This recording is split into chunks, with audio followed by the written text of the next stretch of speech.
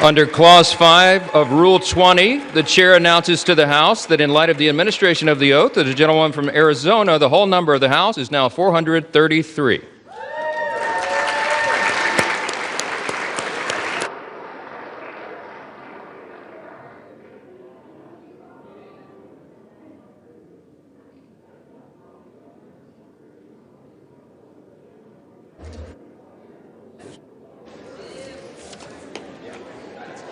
So who we met?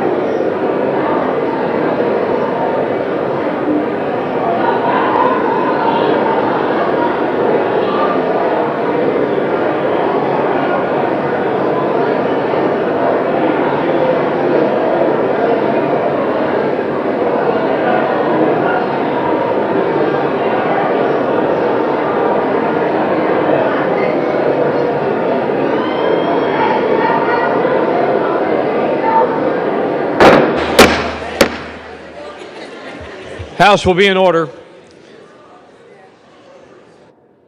Colleagues, members, please remove your conversations from the floor, clear the aisle so that proceedings in the House may continue.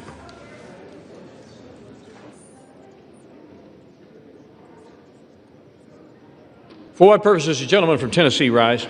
Mr. Speaker, I ask unanimous consent that the Committee on the Judiciary be discharged from further consideration of H.R. 4405 and ask for its immediate consideration in the House. Under guidelines consistently issued by successive speakers, as recorded in Section 956 of the House Rules and Manual, the Chair is constrained not to entertain the request unless it has been cleared by the bipartisan floor and committee leaderships.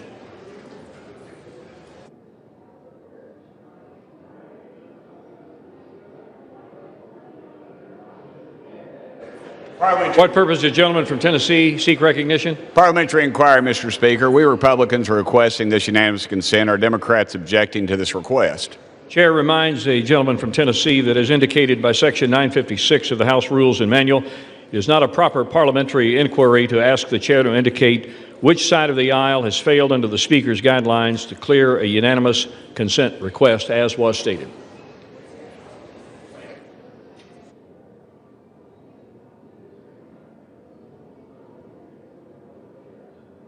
Does the gentlelady from Minnesota seek recognition?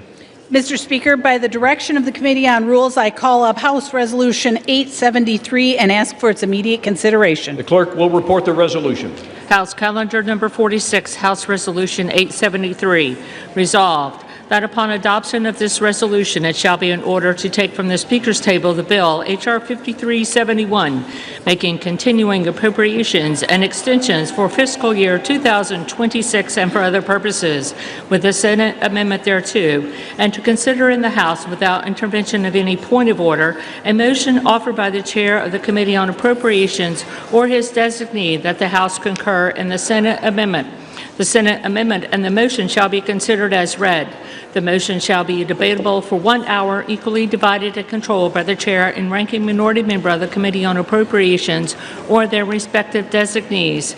The previous question shall be considered as ordered on the motion to its adoption without intervening motion. House will be in order.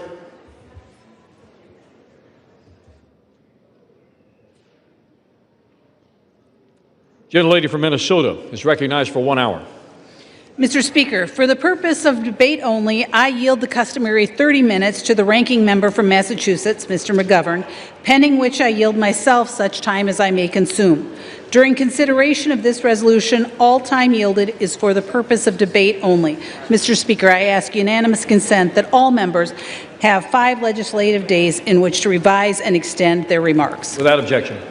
Mr. Speaker, last night, the Rules Committee met and reported a rule providing for the consideration of the motion to concur in the Senate amendment to H.R. 5371, the Continuing Appropriations, Agriculture, Legislative Branch, Military Construction and Veterans Affairs and Extensions Act of 2026.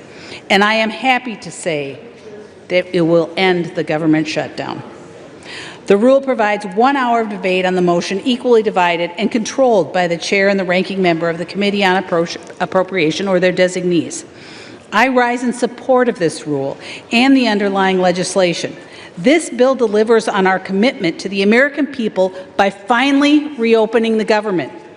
It delivers on the promises that we have made to our veterans, to our farmers, to our taxpayers. And let's be honest, this government shutdown was completely avoidable. On September 19th, House Republicans passed a continuing resolution that funded critical services and would have given us time to negotiate long-term solutions. It was a yes vote to keep the government open, to pay our troops, air traffic controllers, and federal employees. Every Democrat but one voted no. Every Democrat but one voted to shut the government down. This is not opinion. This is not messaging like Democrats keep trying to spin it. It is a fact that anyone can check the record. Democrats voted against a nonpartisan, clean CR free of poison pills, and would have continued that would have continued Biden-level funding and kept the government open for negotiations. Democrats chose politics over people. They refused to support a common-sense measure, and American families paid the price. This bill restores stability to our national nutritional programs, which were put under unnecessary strain during the shutdown. It will fund WIC and SNAP, ensuring that low-income mothers and their babies have access to healthy and nutritious foods. These programs should not have been used as a bargaining chip during the shutdown. Republicans are stepping up to protect Americans and ensure these programs remain stable and funded. That is what responsible governance looks like. There are 3 appropriations bills included in this CR, put here to jumpstart our appropriations process. H.R. 5371 delivers for rural America. It provides funding for the Farm Service Agency to support our nation's farmers and ranchers. It invests in rural development programs, including funding affordable rental housing assistance for low-income families and seniors in rural communities. These investments strengthen our local economies and ensure that rural communities are not left behind. For our troops, this bill demonstrates our dedication to veteran medical care, including funding for mental health, telehealth services, homelessness programs, caregiver programs, opioid misuse prevention and treatment, medical research, health care tailored to our female veterans, rural health care initiatives, and construction for new VA hospitals and veteran cemeteries. We're also funding veteran disability programs, education benefits, and employment training. Funds will be invested in military family housing projects to support those that support our troops, and in projects to improve quality of life for our service members, including hospitals and schools. Mr. Speaker, H.R. 5371 is what governing with a purpose looks like. If Democrats had joined us in September to pass a common-sense continuing resolution, we could have avoided this Democrat shutdown altogether. But they chose reckless posturing over responsibility. Now Republicans are stepping up to restore stability and reopen the government for the people. I stand in support of this bill, and I urge my colleagues to support H.R. 5371 and stay focused on what matters, serving the American people. With that, Mr. Speaker, I reserve. Gentlelady reserves her time. Gentleman from Massachusetts is recognized. Well, thank you, Mr. Speaker, and I want to thank the gentlelady from Minnesota for yielding me the customary time, and I yield myself such time as I may consume. Gentleman is recognized. It's great to see you all, Mr. Speaker. We've been looking for you guys everywhere. Where the hell have you been? Imagine my shock when I found out that you guys went home. 8 weeks of taxpayer-funded paid vacation for Republicans. And why did Republicans do it? They did it because Democrats had the audacity to ask them to try to lower people's health care costs. And while they sat on their couch for 8 weeks, we were working. We listened to people who told us their health insurance premiums are doubling and tripling.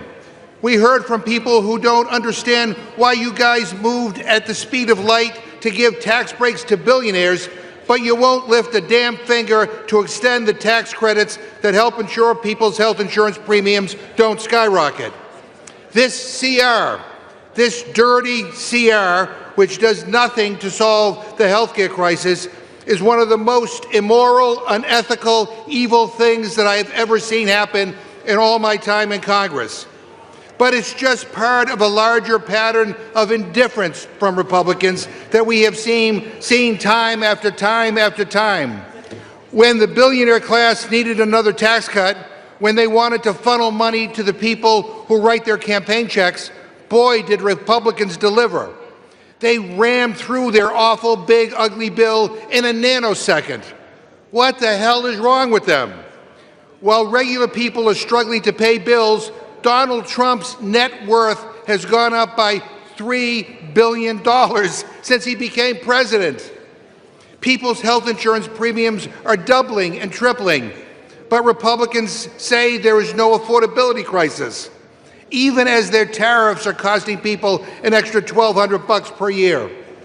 Regular people can't afford the rent, and Republicans are letting Trump gild his bathroom and build a ballroom to host the rich and powerful elites who own the GOP. These guys are bailing out Argentina. Argentina! They're giving $40 billion to an entirely different country rather than helping the 42 million Americans who can't afford to put food on the table.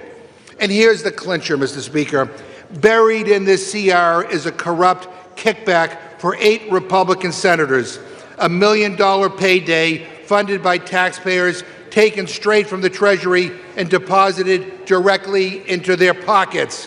What the hell is wrong with this place? They promised to put America first. The only thing you guys put first is yourselves. Yourselves and the rich and powerful people who pull your strings behind the scenes. These people don't care. They don't have to call the insurance company because their claim was denied. They don't buy their own groceries. If you have a private jet, an offshore bank account, and an invite to Mar-a-Lago, go ahead and support your Republican representative. But if you're a regular person who feels like you're getting screwed over, if you are fed up with the status quo here in Washington that only works for those at the top, this majority is not fighting for you, but we are. Democrats are on your side, and we will fight with you every step of the way against the corruption, the lies, and the BS coming out of this administration. And we won't back this so-called deal. It's not a real solution, and it is certainly not a clean CR.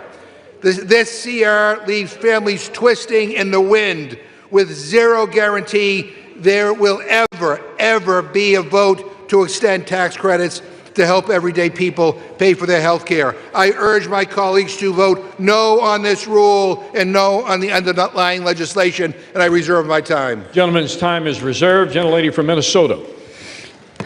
Thank you, Mr. Speaker. And there is so much to unpack and to object to in the ranking member's opening statement, but I just want to comment on one of the issues. And I find the statement that Republicans were on vacation laughable. The idea that Republicans were on vacation during the shutdown, it's just simply false. It's false. Many of us were in Washington, or we were in our districts meeting with constituents, advancing local priorities, and staying fully engaged with our constituents in our work. Our dedication to serving the American people didn't pause during the shutdown. Whether in D.C. or back at home, which for the record, I was in both places, and many of my Republican colleagues were too, we were doing the work we were elected to do. And the real story here is not about the absence, it is about the commitment. And for Republicans, we never wavered. If the Democrats cared so much about working, they would not have shut the government down. And with that, I would like to yield 4 minutes to the gentlewoman from North Carolina, the esteemed chairwoman of the House on Rules. Gentlelady from North Carolina, Ms. Fox, is recognized for 4 minutes. Thank you, Mr. Speaker, and I thank the gentlewoman for yielding. Mr. Speaker, psychologists have a word for the things the Democrats accuse us of: projection. Mr. Speaker, I sure hope you did not watch all 7 hours of the Democrat group therapy session last night in the Rules Committee. But if you did, you saw what a clown show it was. It was a crisp 40 degrees outside when we adjourned at around 1:30 a.m. this morning, but with the amount of hot air being spewed by Democrats in the committee room for 7 straight hours, you would have thought we were in the dead of summer. Mr. Speaker, at this point, I don't think Democrats really agree on anything. Last night and into the early hours of this morning, they showed everyone that they couldn't even agree on what they're angry about. They went off on so many tangents that it would have been a miracle if they arrived at a single coherent thought at any point during our meeting. The American people will see the exact same thing play out from them during this debate and during general debate on the floor later today.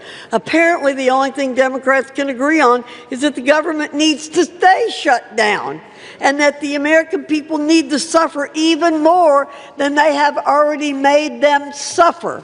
We heard from Democrats repeatedly about the millions of people they believe are going to be affected when their own temporary COVID credits sunset at the end of this year. Their own temporary COVID credits.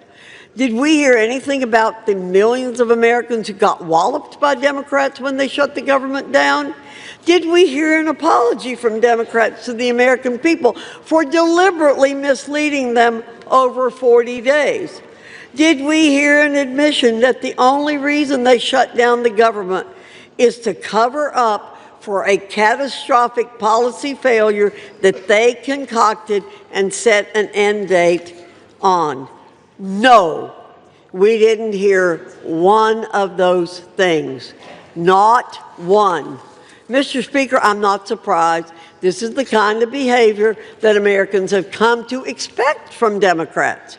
Has anyone ever noticed how Democrats have developed such a visceral reaction when confronted about their abdication of responsibility? They shut the government down, and the moment you call attention to their own actions, all they do is obfuscate and start shrieking about unrelated things. Scientists should study this at length and try to come up with a cure. It's a serious affliction, as was evidenced numerous times over in our Rules Committee meeting. It's well past time to reopen the government and end the Democrat-concocted nightmare that Americans have been living through for over 40 straight days. The CR before us will end that nightmare. It will get this legislative body and the entire nation moving once more.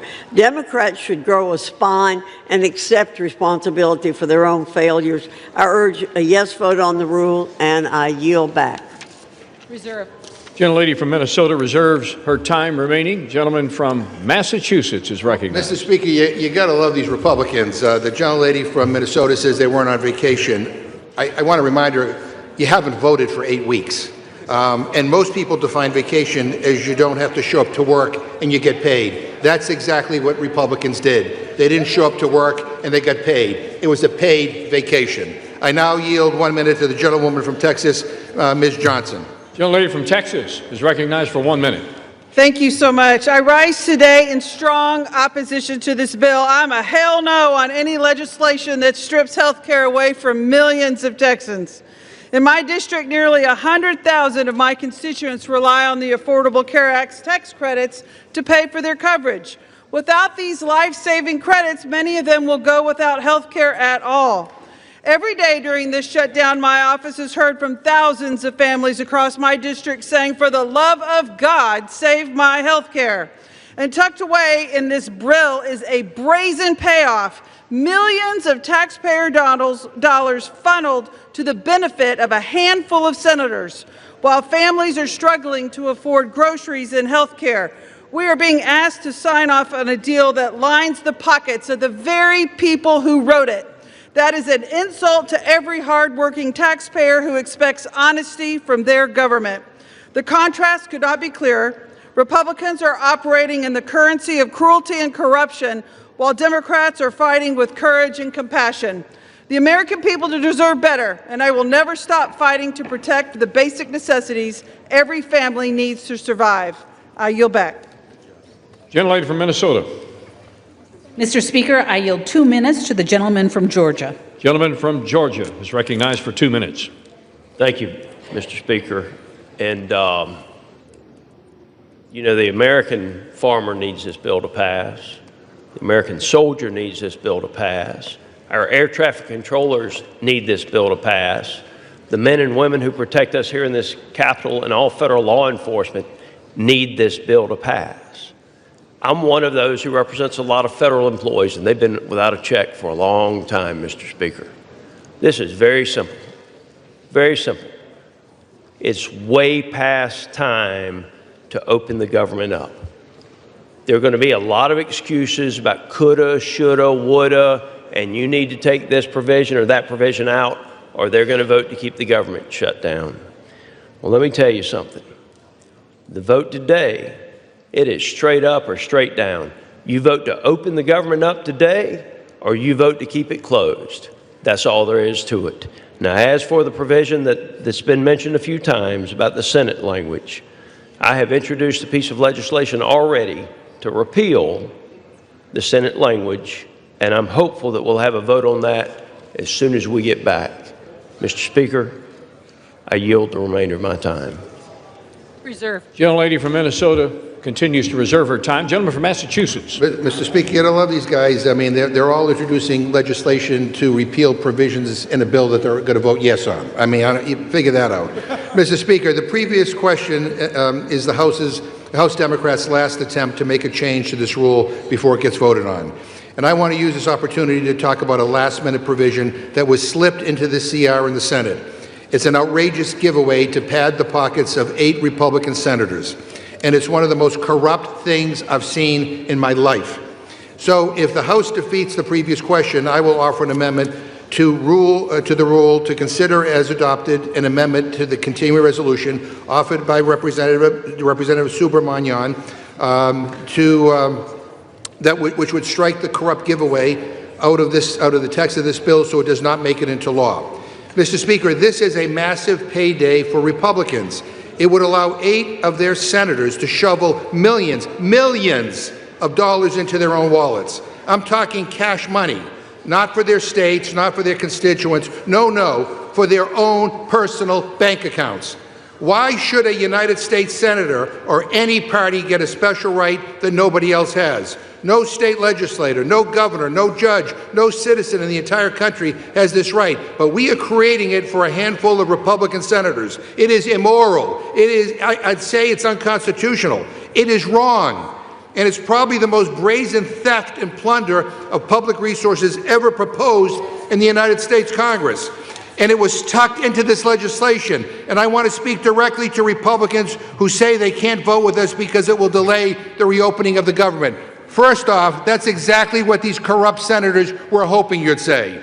Second, we absolutely can send this back to the Senate. They can quickly strip it and send the bill to the President. They finished this package in less than 2 days. This is one small thing that needs to be deleted. It's easy, and it can be done very fast. And please spare me the excuses that we'll get this done next week with a new bill. Once this is law, that's it. It is signed into law forever. It will never change. It is permanent, and you voted for it. And Republicans you all know that. So don't say you're going to pass some new bill next week to address this. That's just an excuse to do nothing that will fix it. Republicans moved at the speed of light to give tax breaks to billionaires, and the least they can do is give the same urgency to stop this shamelessly corrupt fleecing of the American people. Now, I get it. Trump is suing the U.S. government for $230 million, and I guess these senators want in on the action. They want their own payday. But I've never seen this level of grift, shameless corruption, and theft of public money in my entire life, ever. So, Mr. Speaker, I ask unanimous consent to insert the text of my amendment into the record along with extraneous material immediately prior to the vote on the previous question, and to discuss our proposal. I yield a minute to the gentleman from Virginia, Mr. Subramanian. Without objection on the UC request, the chair will remind the gentleman from Massachusetts and others to please refrain from engaging in personalities toward members of the Senate. Gentleman is recognized. Thank you, Mr. Speaker. Thank you, Ranking Member McGovern. I mean, you know what people hate more than seeing their costs go up? Is seeing their costs go up while corrupt politicians line their pockets with taxpayer money. That's what they really hate, but that's what this bill does. Republican senators slipped into this bill a legal pathway for them to personally receive millions of dollars in taxpayer money for being investigated after January 6th. And the other side talks about fiscal responsibility and says there's no money for health care, but somehow there's taxpayer money for Republican senators. This is an ethics violation. This is a breach of trust, and it calls into question the very legitimacy of this institution. So I put forward an amendment to reject this corruption, but committee Republicans voted it down last night, and they said they knew it was corrupt, but that there was nothing that could be done, and that the system didn't work. Well, you are the system. And House Republicans promised to vote on this next week as a standalone bill, but there's no guarantee that the Senate will act. In fact, they probably won't act, right? So you have the power to join us in righting this wrong today. So let's take out this ridiculous kickback. Otherwise, a vote for this bill is a vote for corruption. I yield back. Gentleman yields back. Gentlelady from Minnesota. Thank you, Mr. Speaker. And I never said, Mr. Speaker, that this bill was perfect. And not everyone agrees with the provision, and our colleague from Georgia had just mentioned and is already addressing it. But what we do agree on is that it is critically important to get the government open, and that's why we are here today. Getting our federal employees paid, getting our troops paid, getting SNAP back on track, getting our airports back to full capacity. Once this happens, we can tackle the issues and get back to really doing the things for the American people, not using their suffering as leverage, like the Democrat Whip Clark is willing to do. Democrats have spent weeks performing political theater by refusing to open government and continue to perform that political theater. But we need to prioritize the reopening of the government and stop the suffering that the Democrats want to use as leverage. And with that, I yield 2 minutes to the gentleman from New York. Gentleman from New York is recognized for 2 minutes. Mr. Speaker, I rise in strong support of this rule and ending this shutdown chaos. For more than 40 days, the American people have endured a painful and entirely avoidable government shutdown. Not because of policy differences, but because Senate Democrats and Chuck Schumer chose politics over people. And while Washington stalled, hardworking Americans paid the price. Our air traffic controllers went without pay. A system stretched thinner by the day, putting new strain on that system that put millions of lives at risk. Americans depend on them to keep our skies safe. In families who rely on SNAP and WIC, parents just trying to feed their kids were left wondering how they'd make it through another week. And at the same time, our border agents and our Coast Guard members, they continued to serve this country as their own families went without pay. And through it all, while everyday Americans carried the weight of the shutdown, Senate Democrats had chance after chance to end it. But instead, they chose to prolong the pain. That is not leadership, that's hypocrisy. It was never about budgets or priorities. It was about power. It's not about turning government on. For them, it's about turning government into performance, where the people paying the highest price are the ones furthest from Washington. For more than 40 days, families were used as political pawns and props, while those responsible stood in front of cameras, pretending to solve the crisis that they created. I actually saw a member from my home state stand at a food bank, decry the fact that nutritional assistance was in question, then swear up and down that they would vote against ending this shutdown. That is the epitome of hypocrisy, and the American people deserve better than that. House Republicans did our job. We passed a clean continuing resolution weeks ago, the same kind of straightforward measure that should have been agreed to immediately to keep this government open. But Senate Democrats blocked that 14 times, prolonging this shutdown just to score points to their woke, angry mob. This measure before us today is the same bipartisan framework they could have passed 40 days ago. The only thing that has changed is the political calendar. So, Mr. Speaker, I urge my colleagues to support the rule, stand with the American people, the families of veterans and public servants who have carried the burden of this shutdown, and let's reopen our government, and let's get this country moving again. And I yield back, Mr. Speaker. Gentleman from Massachusetts.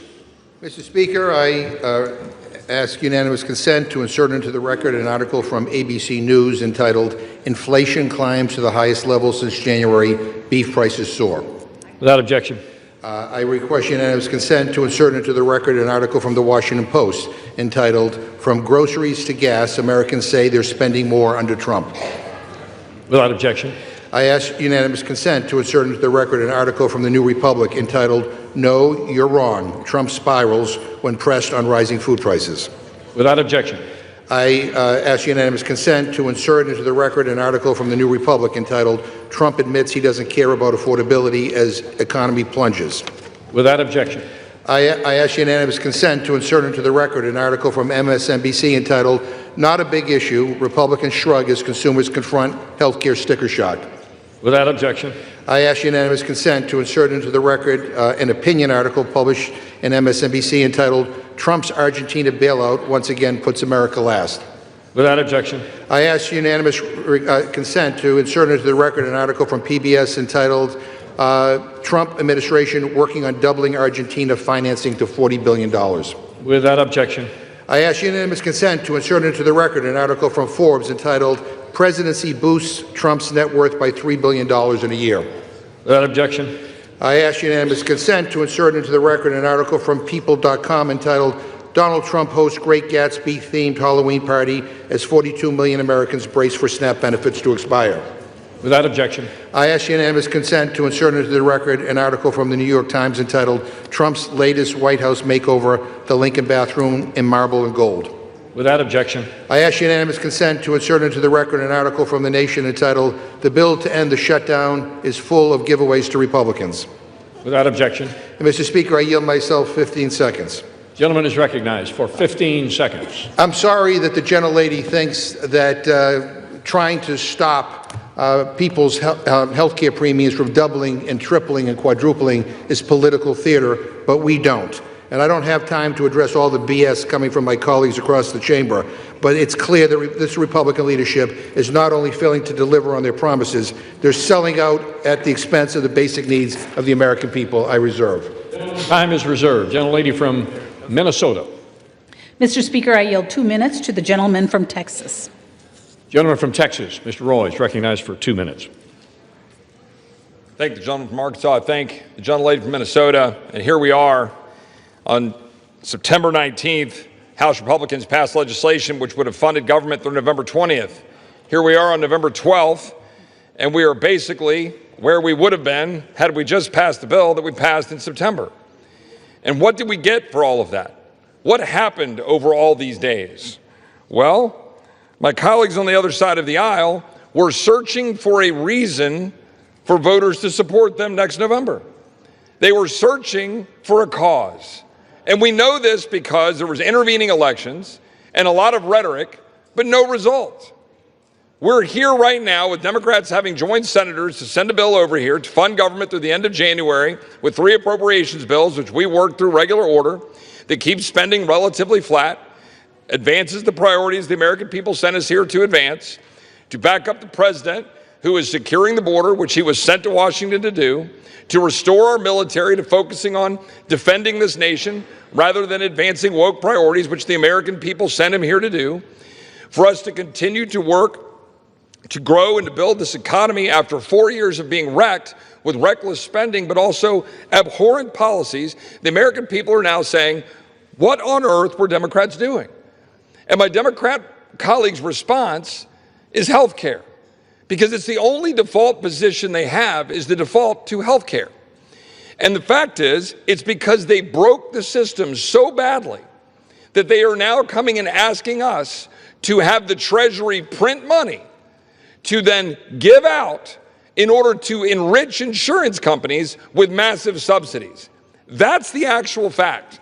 And the American people understand this. And they recognize that they don't want insurance companies to be enriched, but they want to be able to go get the doctor of their choice. The American people understand this, and so do we. And we're here to open the government, and we're here to stand up for doctors and patients instead of insurance companies and big regulators. I support this legislation. I know my Republican colleagues do. The question really is, will Democrats, or will they wish to perpetuate the shutting down of government to enrich insurance companies? I yield back. Expired. Gentleman from Massachusetts. Well, a couple of things, Mr. Speaker. I don't think we want to be lectured by somebody who, over the years, has been the king of government shutdowns and who worked for a United States senator that pushed for a government shutdown and to object to the Affordable Care Act. But by the way, I just want to make it clear to everybody, this is a Republican shutdown. They control the White House, they control the House, they control the Senate. You know, this government shut down because they don't want to negotiate. It's their way of the highway. This is a Republican shutdown. They own it. I now yield 1.5 minutes to the gentleman from Maryland, the distinguished ranking member of the Judiciary Committee, Mr. Raskin. Gentleman from Maryland is recognized for 1.5 minutes. And thank you, Mr. Speaker. Thank you, Mr. McGovern. This bill, which they now call imperfect, contains the single most corrupt provision for legislative self-dealing that anyone in this chamber today has ever voted on.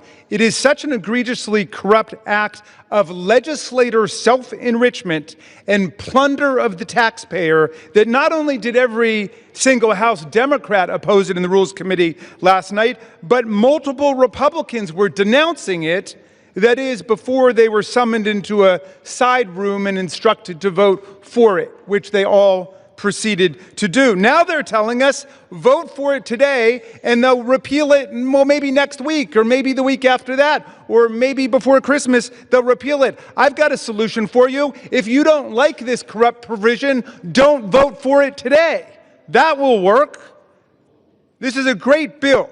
A great bill, that is, if you think 8 Republican U.S. senators should have a right to collect at least $1 million in a jackpot bonanza payoff from the taxpayers simply because they were subject to the exact same rules all other Americans were subject to and are subject to now. And they don't propose to change those rules for anybody else, not for more than 300 million Americans, not for the members of the House of Representatives, not for governors and mayors, but for themselves. They want to deal themselves a special legal privilege. In this Republican class war, Great Gatsby economy where President Trump has made more than $3 billion since he reoccupied the White House, the federal building which he has proceeded to demolish in large part, where millions of Americans face losing their health care and their SNAP benefits. This provision is an affront to our taxpayers, to the rule of law, to everyone who believes. Could I ask for 15 seconds more? It is an affront to everyone who believes that we in public office must be the servants of the people, not the masters of the people who get special legal rights and privileges and multi-million-dollar payoffs. People who think that they have a right to better treatment than everybody else, like Ghislaine Maxwell in their prison camp where she gets room service, puppy time, and special gym privileges. Gentlelady from Minnesota. She reserves her time. Gentleman from Massachusetts. I yield 1 minute to the gentlewoman from Oregon, Ms. Bonamici. Gentlelady is recognized. Thank you, Mr. Speaker. I rise today in opposition to this continuing resolution. I will not support a bill that will continue the Republicans' assault on Americans and their pocketbooks. At a time when Oregonians and Americans are already struggling with rising costs, this bill locks in devastating cuts to health care and drives up the cost, in many cases significantly. The assault on health care and the Republican shutdown more broadly, they're further proof that the first 10 months of this Trump administration have been chaotic, harmful, and completely out of touch with the needs of the American people. Donald Trump held an extravagant Great Gatsby party at Mar-a-Lago the night before SNAP benefits expired, while the administration and Republicans continue to ignore the needs of working families. That's not governing. They've abandoned their responsibility to bring down costs and grow the economy. And Mr. Speaker, this bill was already bad, but now they added this corrupt, get-rich-quick scheme to give hundreds of thousands of taxpayer dollars to Trump-aligned senators. That is outrageous. Oregonians and Americans deserve better. My colleagues should listen to their constituents, vote no, and come back to the table and join us in the work to make health care affordable and accessible to all. I yield back. Gentlelady from Minnesota, with 14 and 1/2 minutes remaining. Thank you, Mr. Speaker. And Mr. Speaker, I yield 2 minutes to the gentleman from North Carolina. Gentleman from North Carolina is recognized for 2 minutes.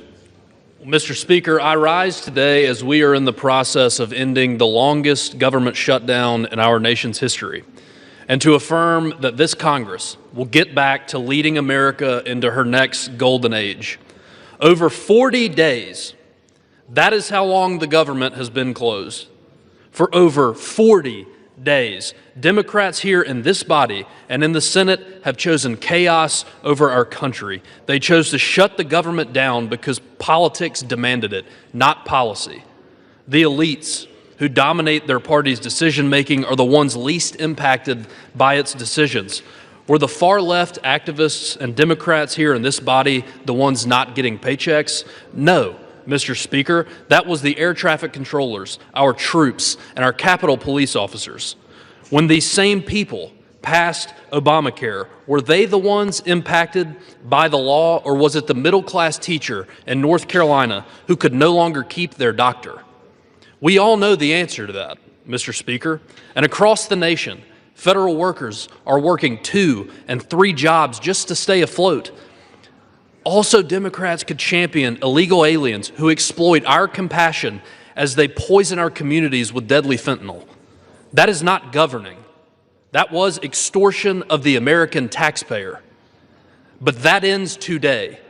Today, we are in the process of finally reopening the government, returning to the business of the people, and further implementing the mandate our constituents sent us here to deliver on. Democrats chose to have a month of political theater, but political shows don't do one thing to help make the cost of everyday items more affordable. It is time to govern and to focus on making America more affordable for the middle class. Mr. Speaker, I urge a yes vote on this rule, and with that, I'll yield back. Gentleman from Massachusetts. Mr. Speaker, we're getting lectured on governance by a guy who is just coming off an 8-week paid vacation. Give me a break. At this time, I'd like to yield 1.5 minutes to the gentlewoman from New Jersey, the next governor of New Jersey, Ms. Sherrill.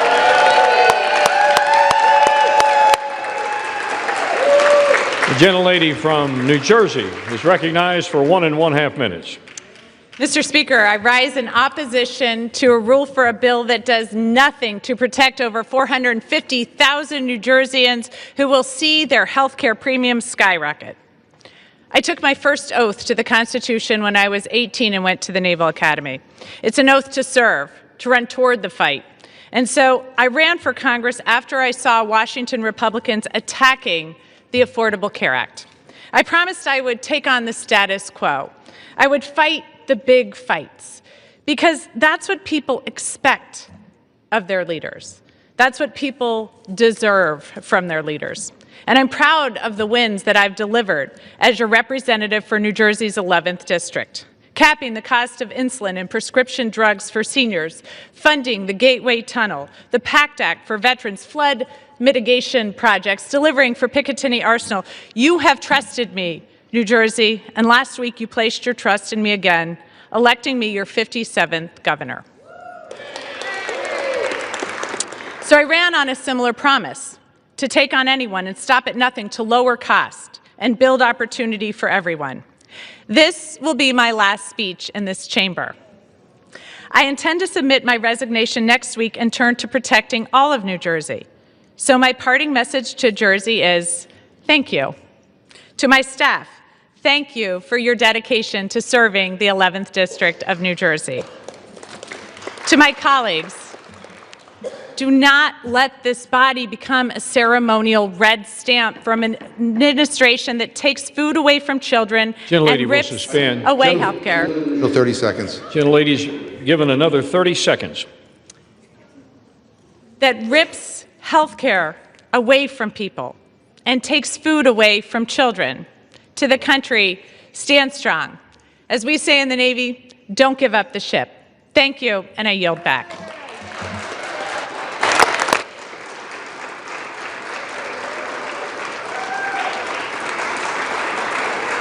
Gentlelady from Minnesota reserves. Yes.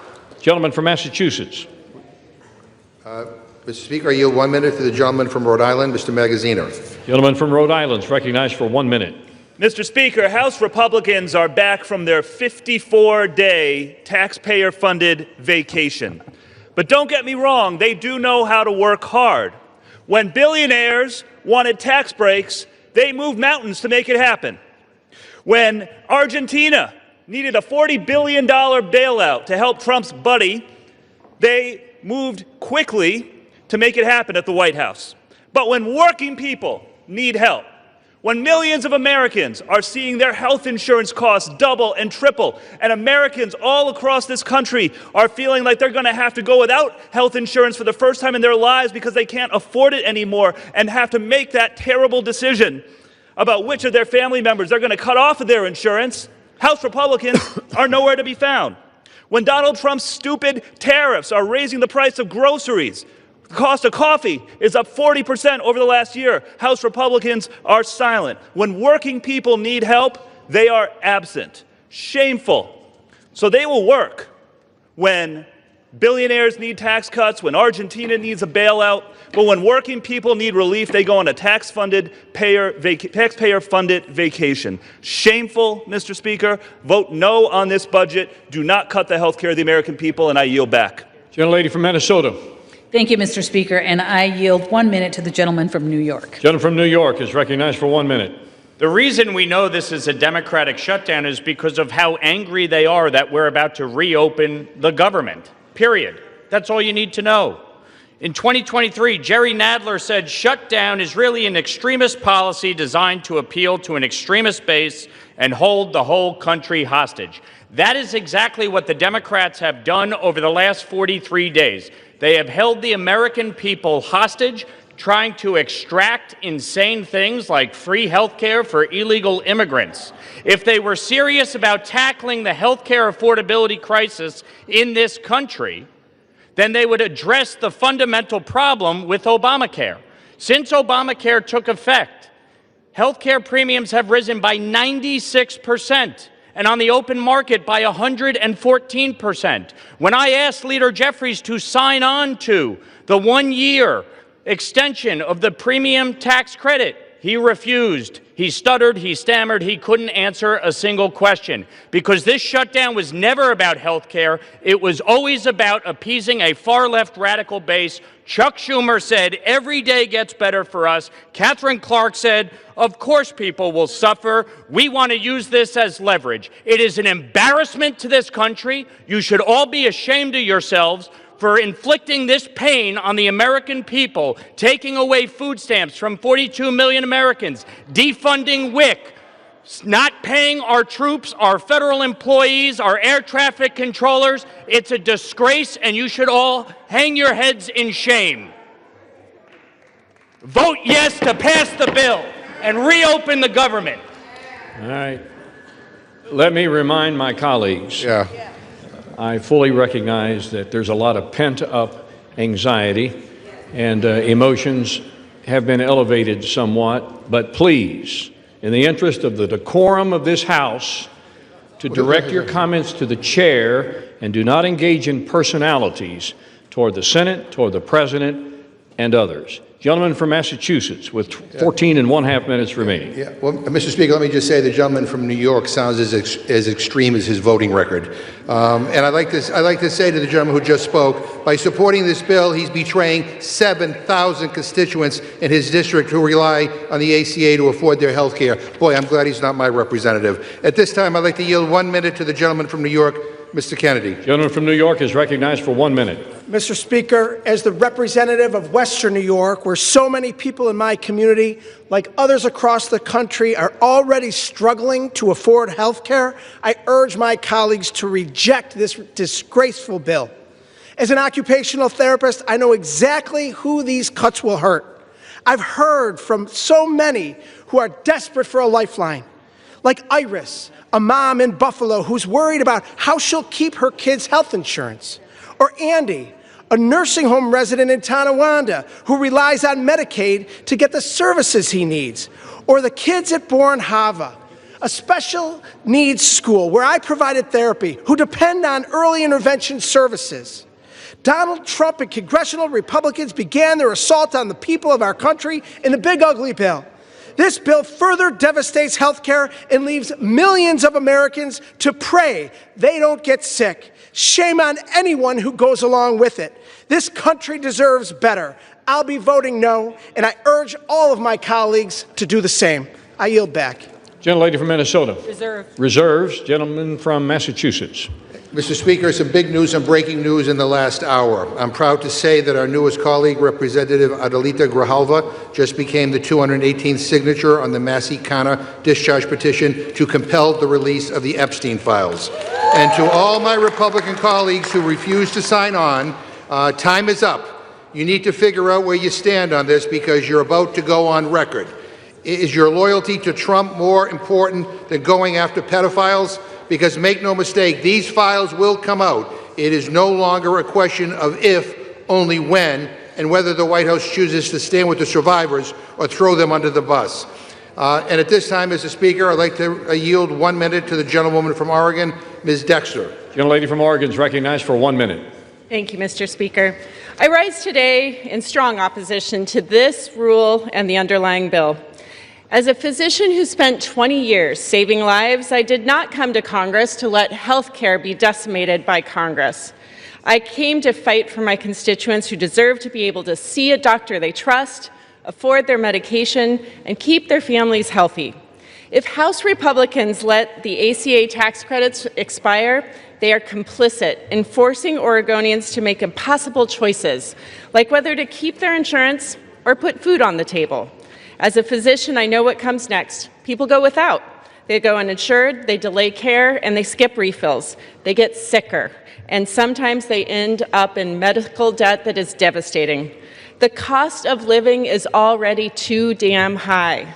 Republicans are committed to cutting your care. They patently rejected amendments to protect Americans, ignoring millions of American families who are desperate for relief. I will be an absolute no on the rule and the underlying bill, and I refuse to give up on ensuring affordable health care for all.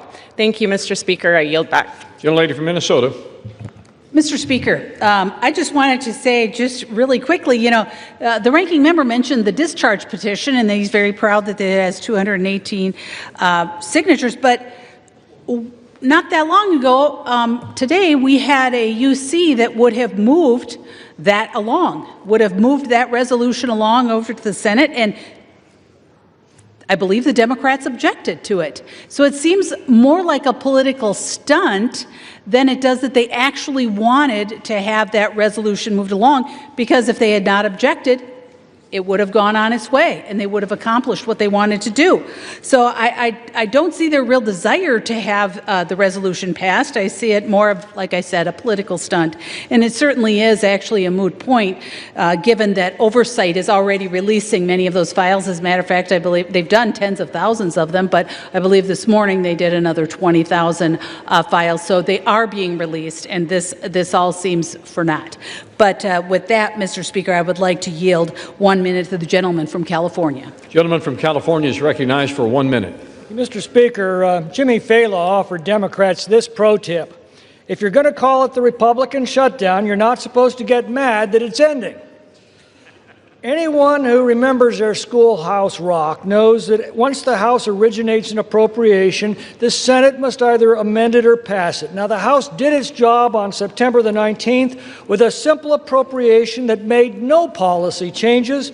It merely kept the government operating at current levels while we finished debating priorities. Democrats deliberately blocked the Senate from acting, demanding $1.5 trillion of new spending as a ransom. Finally, thank God, 8 of them put country ahead of party and voted to end this madness. Now, hearing the bitter recriminations from our leftist colleagues, it seems unlikely we'll see much bipartisanship today. But with or without them, we will reopen the government tonight and get back to addressing the challenges that confront our country. I yield back. Gentleman from Massachusetts with 11 minutes remaining on his side, 9 minutes on the majority side. Yeah, Mr. Speaker, I'm surprised that the gentlelady brought up the UC request, but I'm glad she did, because I want the record to be clear. I didn't hear any objection on the floor.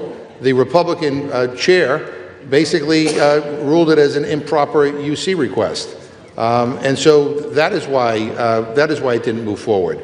And but I do know this, because I'm on the Rules Committee, and I do know the gentlelady time and time again voted against releasing the Epstein files. And I know my Republican friends are hoping that they don't have to go on record because they don't want to get Trump upset at them. But the bottom line is every single Republican will go on record, and you will have to make clear whether you're on the side of a pedophile or whether you're on the side of the victims. Gentleman from Massachusetts is reminded to direct his comments to the chair, please. Thank you, You may Mr. continue. You now yield 1 minute to the gentlewoman from Washington, Ms. Jayapal. Gentlelady from Washington is recognized for 1 minute. Mr. Speaker, I rise to oppose this bill that allows health insurance premiums for 22 million American families to skyrocket and raises health care costs for everyone. Trump and his Republican cult of followers in Congress have unleashed shameful crisis of cruelty and corruption on the American people. First, they slashed Medicaid by $1 trillion, kicked 15 million Americans off of health care, set up the playboard for rural hospitals to shutter, all so that you could give $7 trillion in permanent tax breaks to their billionaire buddies. Then they refused to negotiate with Democrats to extend the Affordable Care Act tax credits so that 22 million Americans wouldn't have to choose between health care and rent. And when we refused to go along with that, they caused this 45-day Republican shutdown, illegally refused to pay SNAP benefits for the hungry, and illegally canceled flights, throwing the country into chaos. Trump and Republicans want to make you poorer and sicker. While Trump builds his gilded ballrooms, protects pedophiles, pardons those who buy his meme coins, and lets Americans starve. Shame on you. I'm a hell no on this bill. Gentlelady from Minnesota. Mr. Speaker, I yield 2 minutes to the gentleman from Tennessee. Gentleman from Tennessee is recognized for 2 minutes. Mr. Speaker, I rise today to oppose the Senate's provision that allows senators to make financial gain off illegal government surveillance. 3 things can be true at once, Mr. Speaker. The first truth is this: the shutdown has to end. The American people and countless Tennesseans I represent are suffering and experiencing real pain. This record-breaking Schumer Democratic shutdown was completely avoidable, and it was completely carried out for political purposes. The second truth is that the last administration, led by Joe Biden and his auto pen, unfairly surveilled conservatives and conservative members of Congress. That included sitting United States senators. Yet, Mr. Speaker, the third thing I would note is that the American taxpayer has suffered enough because of the last administration. No one in this body should support allowing senators to sue and collect from taxpayers because the FBI went rogue under President Biden. But don't get me wrong, the overreach is more than troubling. It's unfathomable that the Department of Justice was weaponized in this way.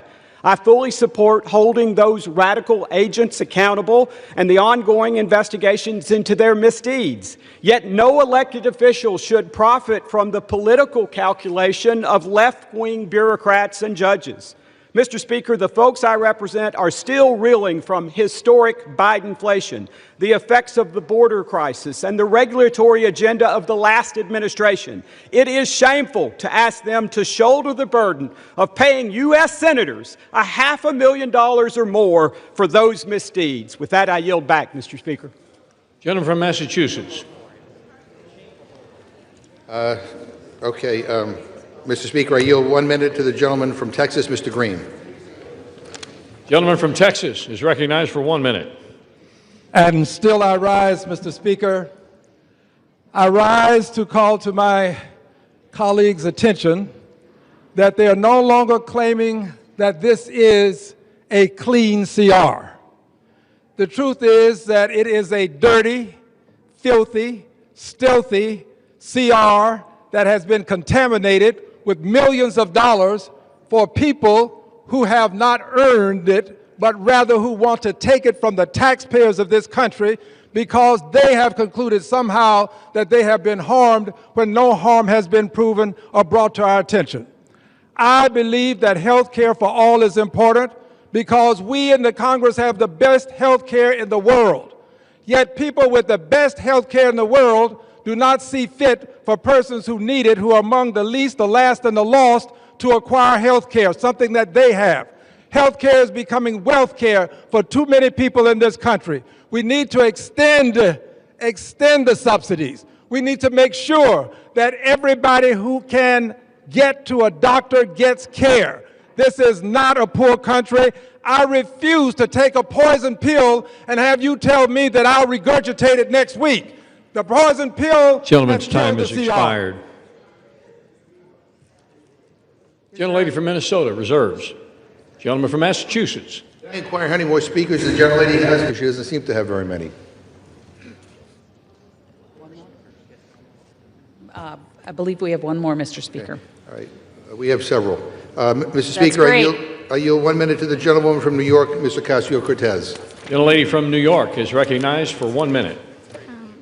It is great. It is great that Democrats have a line of people who are willing to fight for working class Americans from coast to coast in this country. Because God forbid that we have a member of the Republican caucus who stands up and actually wants to extend the Affordable Care Act so that people with cancer, insulin, and issues across all sorts of health care issues across this country have their health insurance protected and extended throughout 2026. It is unconscionable that what we are debating right now is legislation that will give 8 members of the United States Senate over $1 million apiece. And we are robbing people of their food assistance and of their health care to pay for it. How is this even on the floor? How can we, as members of Congress, Republican or Democrat, vote to enrich ourselves by stealing from the American people? That is what this legislation does. In fact, Senator Graham just went before the press earlier today saying he was going to seek well over $1 million from the American people from this. We cannot support it, and we cannot stand for it. Thank you. Gentlelady's time has expired. Gentlelady from Minnesota. Thank you, Mr. Speaker. And I just wanted to point out to some of my colleagues that, you know, the Democrat government shutdown stopped the SNAP benefit. So if they were very concerned about those, about making sure that people had their nutritional assistance, they wouldn't have shut down the government, because that is what caused it. And with that, Mr. Speaker, I yield 1 minute to the gentleman from Texas. Gentleman is recognized for 1 minute.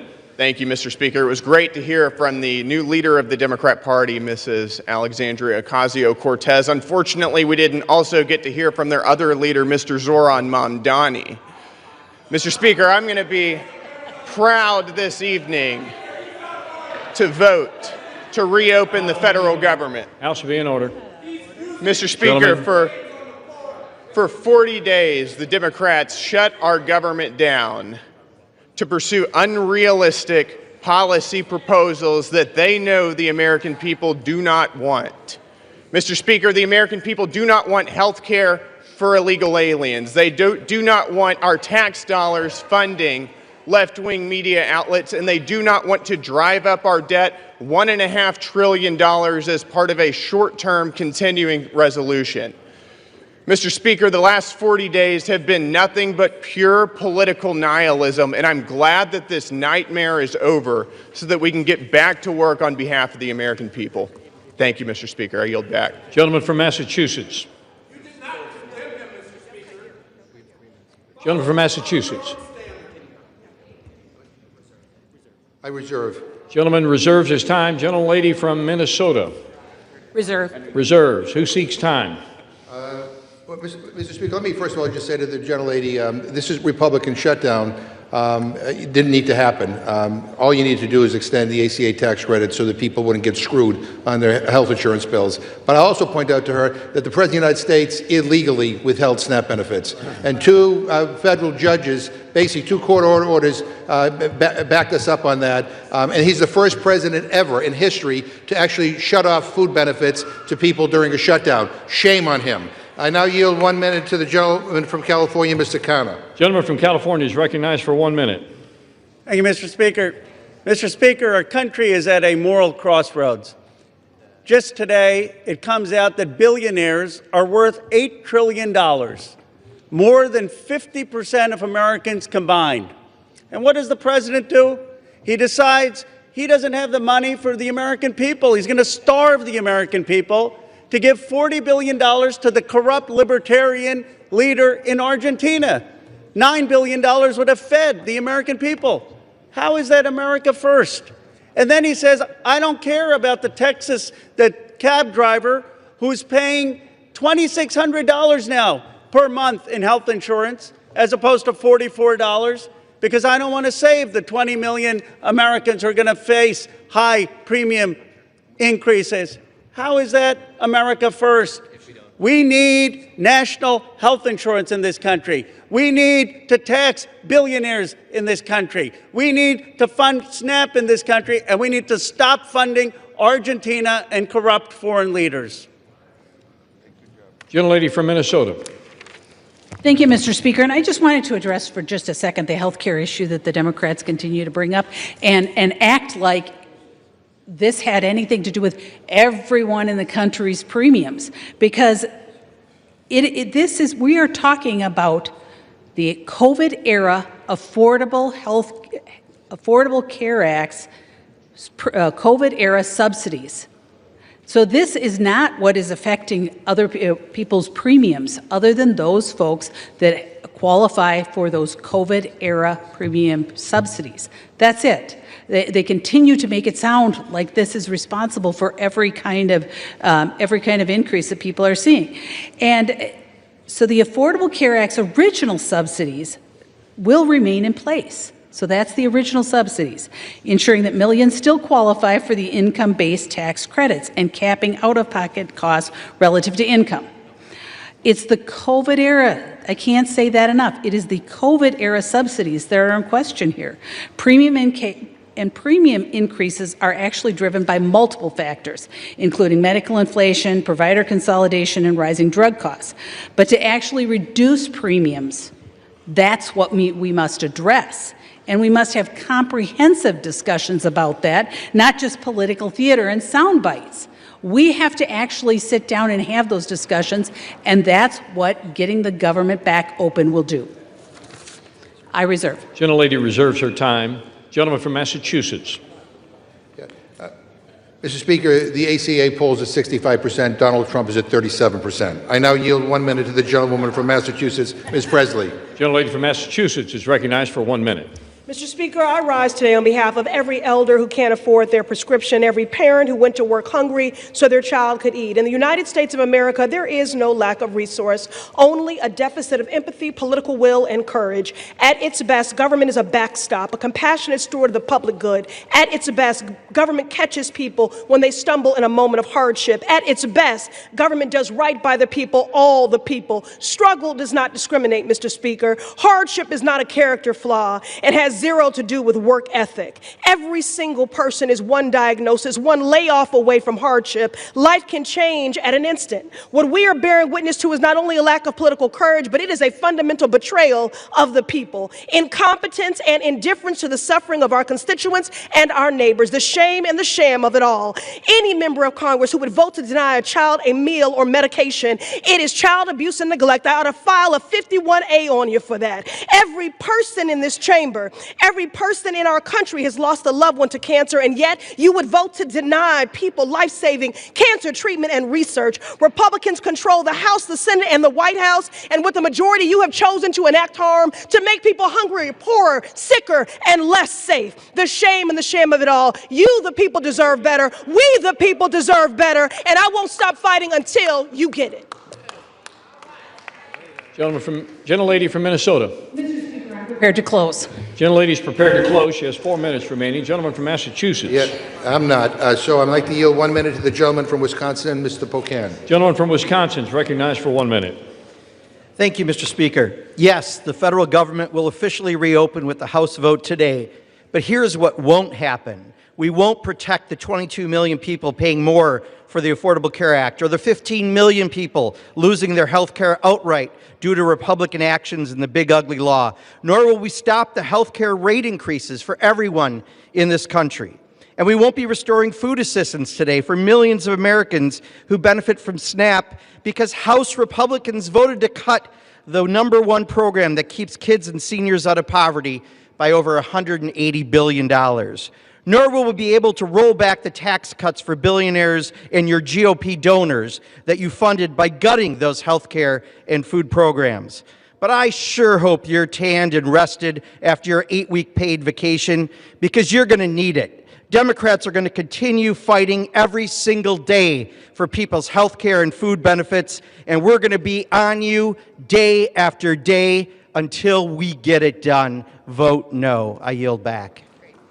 Gentleman yields back his time. Gentlelady from Minnesota.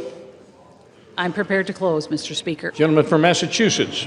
I'm not quite yet, so I yield 1 minute to the gentleman from Maryland, Mr. Olszewski. Gentleman from Maryland is recognized for 1 minute.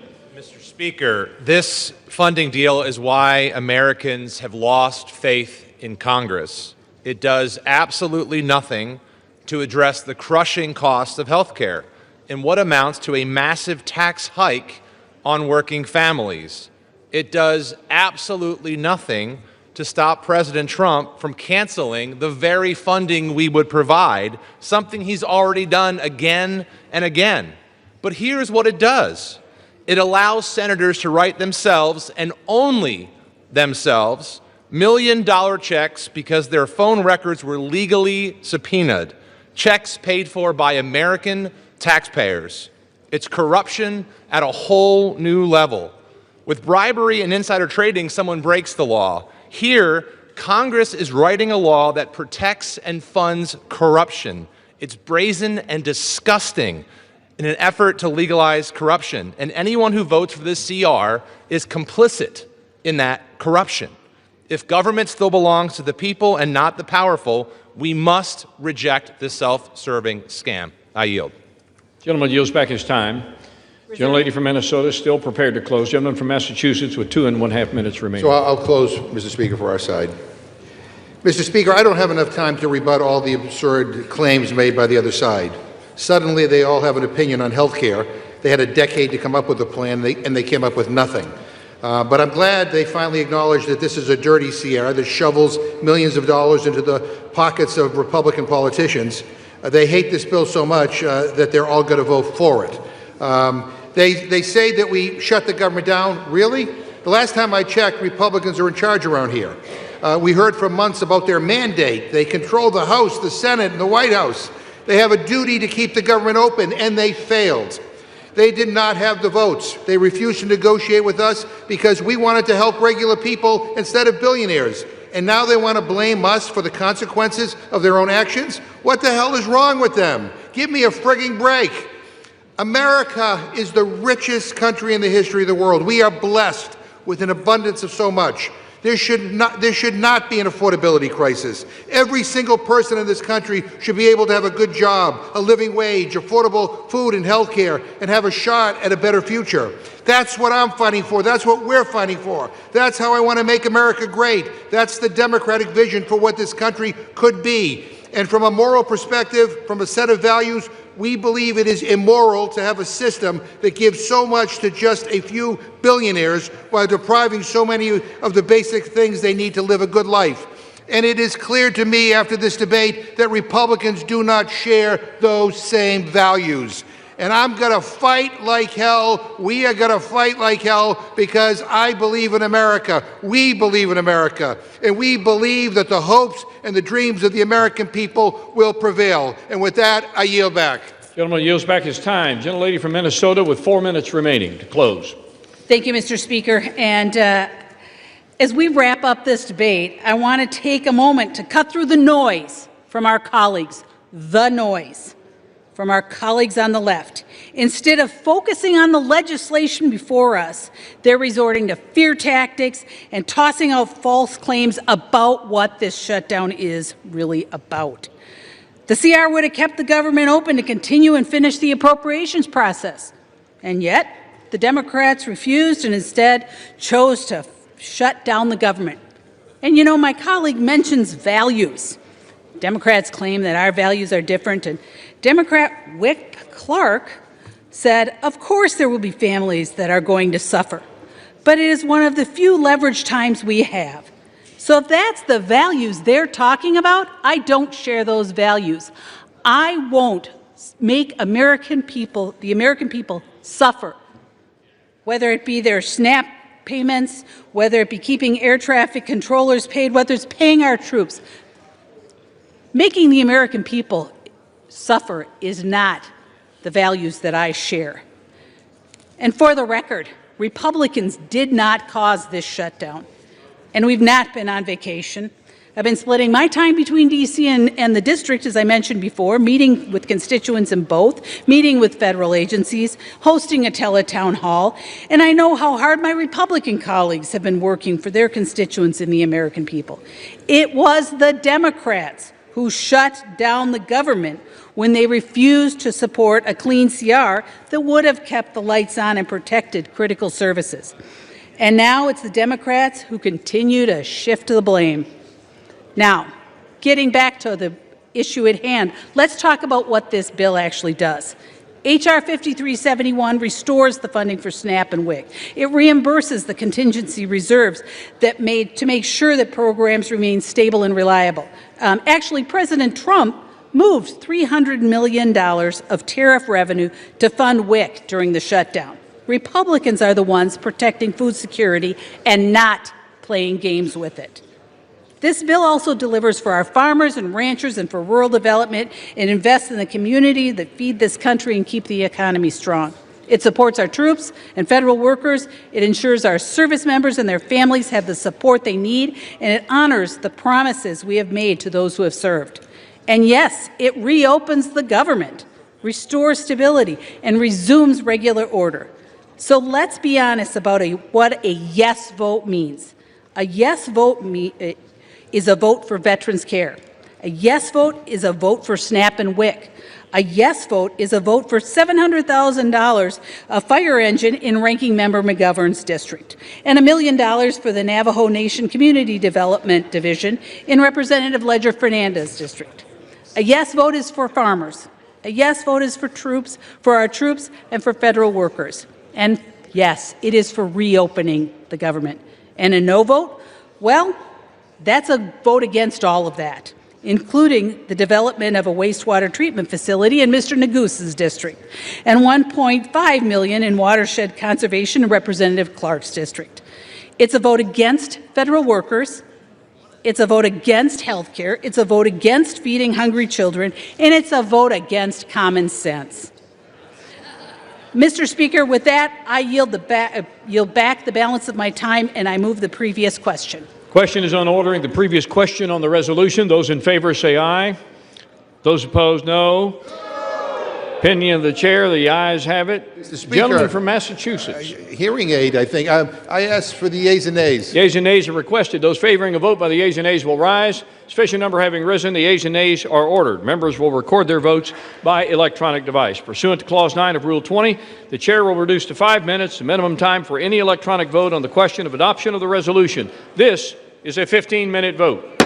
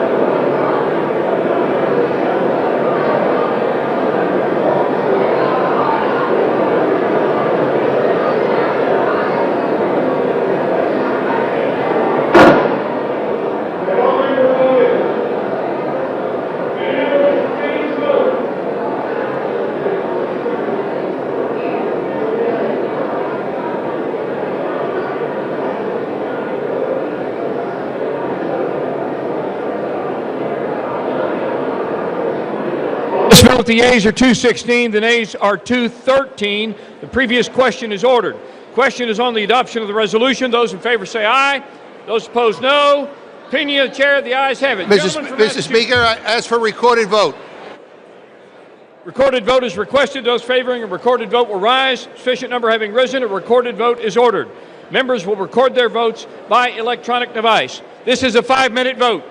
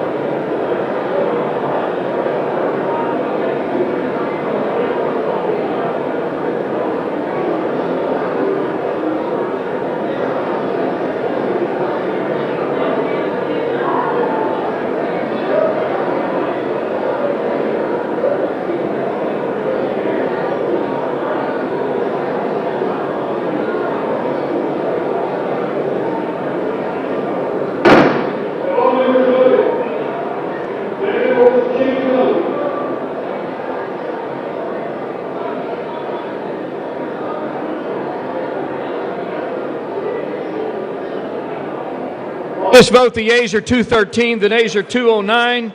The resolution is adopted. Without objection, a motion to reconsider is laid on the table.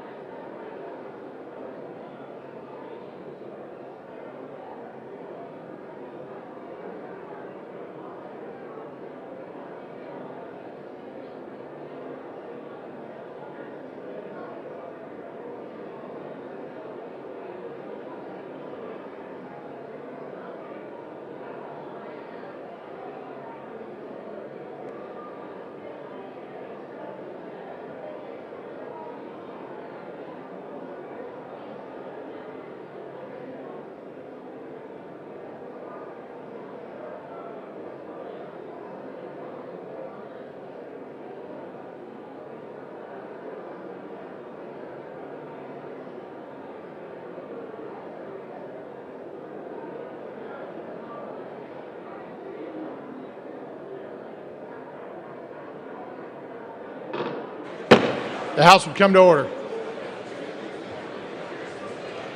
For what purpose does the gentlelady from Washington seek recognition? The House will be in order. For what purpose does the gentlelady from Washington seek recognition? Mr. Speaker, pursuant to Clause 2A1 of Rule 9, I seek recognition to give notice of my intent to raise a question of the privileges of the House. The form of the resolution is as follows. Whereas on October 27, 2025, Representative Chuy Garcia filed nominating petitions to be on the Democratic primary ballot in March 2026. Whereas on November 5th, 2025, on the last day of filing, Representative Garcia's Chief of Staff, Patty Garcia, submitted her own paperwork to enter the Democratic primary. Whereas on November 6th, after the filing deadline, Representative Garcia confirmed that he would not be seeking another term in 2026 and would be withdrawing his nominating petitions. Whereas Representative Garcia's Chief of Staff was the only Democrat who filed to run in the primary at the direction of Representative Garcia, undermining the process of a free and fair election. Whereas Representative Garcia's actions are beneath the dignity of his office and incompatible with the spirit of the Constitution. Now, therefore, be it resolved that the House of Representatives disapproves of the behavior of the representative from Illinois, Mr. Garcia. Under Rule 9, a resolution offered from the floor by a member other than the majority leader or the minority leader as a question of the privileges of the House has immediate precedence only at a time designated by the chair within 2 legislative days after the resolution is properly noticed. Pending that designation, the form of the resolution noticed by the gentlelady from Washington will appear in the record at this point. The chair will not at this point determine whether the resolution constitutes a question of privilege. That determination will be made at a time designated for consideration of the resolution.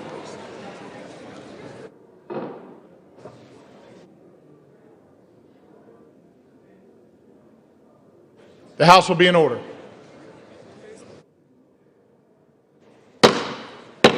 Members are instructed to clear the well.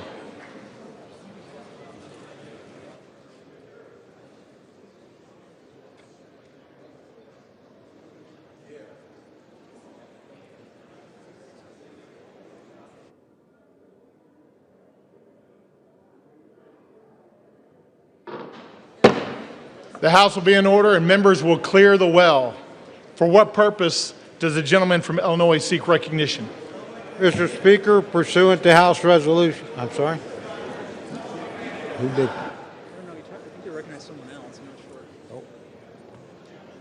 Will the gentleman repeat his request at a microphone?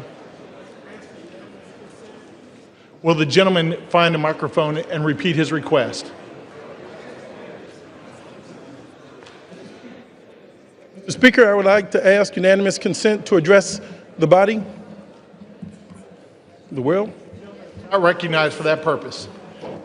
Thank you, Mr. Speaker. I'd like to thank Recognized. I'd like to thank the Honorable, hello?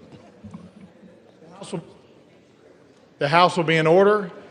The well will be cleared. All members will clear the well. For what purpose does the gentleman from Oklahoma seek recognition? Up the bill H.R. 5371, the Continuing Appropriations, Agriculture, Legislative Branch, Military Construction, and Veterans Affairs and Extension Act 2026 with the Senate amendment thereto, and I have a motion at the desk.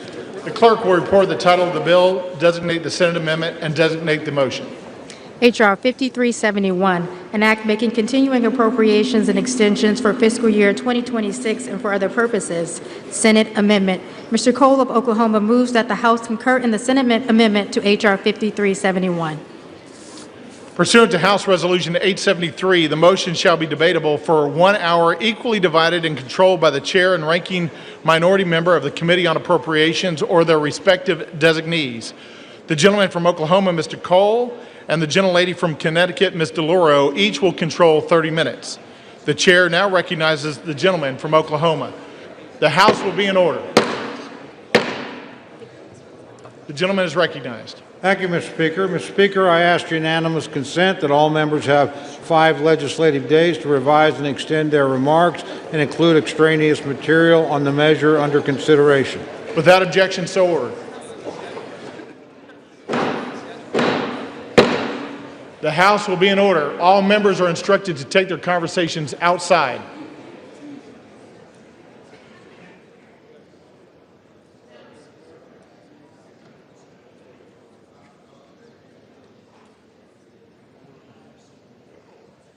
The gentleman from Oklahoma is recognized. Thank you, Mr. Speaker. Mr. Speaker, I yield myself such time as I may consume.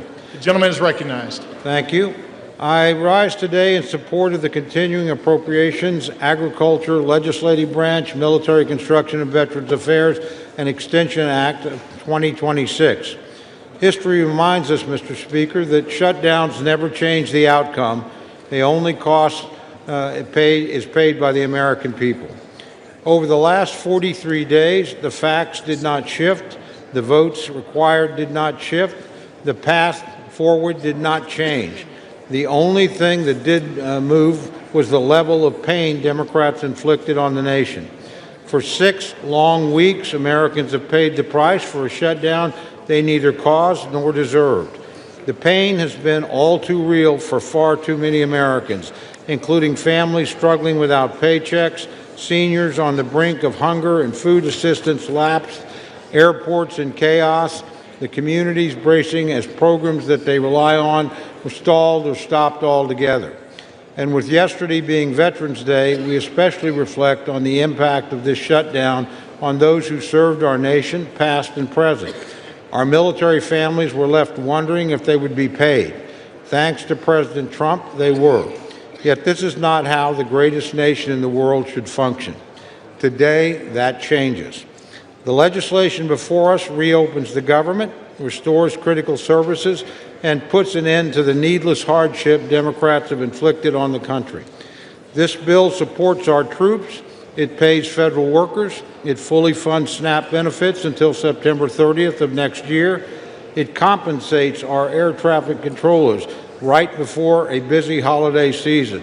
In fact, it takes a holistic approach in ensuring federal services and programs are operational. In the simplest terms, we're putting the government back to work for our people. The bill is fundamentally the same responsible approach House Republicans offered on September 19th, but with an important addition: 3 full-year appropriations bills for FY26. These bipartisan, bicameral full-year appropriations bills cover the Military Construction and Veterans Affairs, Legislative Branch, and Agriculture, Rural Development, and Food and Drug Administration divisions. Once passed, we will have full-year funding in place for many of our most crucial programs. Military construction needs will be met for a full year, as will medical programs for our nation's veterans. The legislative branch will be properly resourced, including critical funding enhancements for the Capitol Police and for member security. And agriculture, food, and nutrition programs like WIC and SNAP will be fully funded to help vulnerable people in need. Importantly, this legislation delivers member-driven community project funding in both the military construction and agricultural division, which will direct resources back into the hands of the communities we represent. This was a top priority for the Appropriations Committee, and we achieved it while holding overall spending levels in check. It's responsible appropriations progress like this that causes me to reflect on an important message to our friends in the Democratic leadership. My sincere apologies to Minority Leaders Jeffries and Schumer, but after today, you will no longer get to hold the government hostage, and you will not get to force a rushed, pork-filled Christmas omnibus at the end of the year. Republicans have actively restored a responsible line-by-line process. Over the next few months, we will continue this work and efforts through regular order. This Article I advancement is an accomplishment that every member of this chamber can be proud of, regardless of party. Yet some still need to decide what they stand for today. So to my colleagues on the other side of the aisle, do you want the leverage or do you want to legislate? Do you treat Americans as collateral damage or as constituents? And do you answer to your caucus or your country? For Republicans, the answer has been clear for the last 43 days. We have and we will continue to put Americans first. Democrats can join us. They have an opportunity to make the responsible choice to reopen our government and pass 3 official full-year appropriations bills. 8 Senate Democrats saw reason and did exactly that. I hope House Democrats do the same. True courage is taking responsible action for the nation, even when politics makes it inconvenient. Let's reopen the government and get back to work. With that, Mr. Speaker, I reserve the balance of my time. The gentleman from Oklahoma reserves. The gentlelady from Connecticut is recognized. Thank you, Mr. Speaker. The House is now in order. Thank you. House will be in order. Thank you very much, Mr. Speaker. I yield myself 7 minutes. The gentlelady is recognized. I rise in opposition to this bill that does nothing, not one thing, to address the Republican health care crisis amid a cost of living crisis. More than 20 million Americans will have to pay double, even triple their monthly insurance premiums in just a matter of weeks. And this bill leaves families without even a glimmer of hope that their costs might go down. Energy prices are up, grocery prices are up, housing costs are up. When 2/3 of American workers are living paycheck to paycheck, you can understand why the most important issue on their minds is affordability. What does President Trump say? And I quote, affordability is a con job, end quote. How out of touch can you be? Mr. President, start to listen to the American people, not your millionaire, billionaire friends. President Trump and my Republican colleagues refuse to address this issue. They continue to avoid it. They were so intent on avoiding it that they shut down the government instead of dealing with it. Speaker Johnson has indicated that he will not deal with it. He has shown no interest in holding a vote on extending the health care subsidies, which would prevent monthly costs from soaring. Republicans have tried to say they will deal with this problem their own way, but they have no plan. They are trying to repeal the Affordable Care Act, as they have been trying to do unsuccessfully for 15 years. However, they are poised to succeed, which is why it is so important for this continuing resolution to fail. President Trump and Republicans, their plan is to drive up prices for everybody, compounding the cost of living crisis. More than 2 million Americans are expected to lose their health insurance next year because it has simply become too expensive. There are more than 50 pages of health care provisions in this bill. Not one of them stops costs from skyrocketing at the beginning of next year. Not one of them offers relief to American families being squeezed tighter and tighter by the Republican crisis. There is one group of people, however, who will receive some relief thanks to this bill. United States senators who may have participated in an insurrection, snuck into this bill at the 11th hour by Senate Republicans, is a provision to pay out at least $1 million each to 8 United States senators implicated in the January 6th insurrection. Understand, this is a corrupt precedent. This is where members can profit from their own votes. It's the fleecing of the American people, which they get and understand. At the same time, this bill excludes a provision that will order a plaque to be hung that honors the police officers who put their lives on the line to defend our democracy from that same insurrection. What a contrast. It is yet another instance of this administration's shameless corruption that is financially ruining American families. While there is $230 million for the president to pay himself from the Department of Justice, $8 million for some of his closest Senate allies, $200 million for a pair of private jets for the Department of Homeland Security Secretary, $40 billion to Argentina, the American people are left with nothing but higher costs. This bill also fails to fully cover the Toxic Exposure Fund, which was created to support veterans exposed to burn pits and Agent Orange. We made a promise to stand by the men and women who served our country in uniform. This bill does not live up to that promise. You know, Republicans need to stop taking photographs with veterans and then vote against their health care.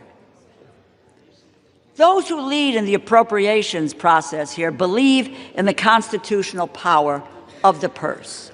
And over the past month, President Trump has been firing federal workers en masse. And when his administration has failed there, they have made life so miserable for federal workers that they had no choice but to leave. Federal workers should be, and I quote, traumatically affected. Those are the words of the Office of Management and Budget Director Russ Vought, an unelected bureaucrat. The federal workforce has dwindled by 200,000 since January, jeopardizing the public services that so many people rely on. Spare us your false concern. And since January, this administration has been stealing from our communities, withholding as much as $410 billion in funding approved by Democrats and Republicans, House, Senate, signed into law, and they are illegally blocking authorized funds from being distributed. Even now, as we debate this bill, the Trump administration is arguing to the Supreme Court that they should be allowed to withhold food stamp funding that Congress lawfully approved. They were ordered by 3 separate courts to distribute food assistance and are still fighting to withhold it. It is not connected to opening this government. They have the money. They have it now for food stamps. They just refuse to use it. Imagine using food as a political weapon, unspeakable and immoral.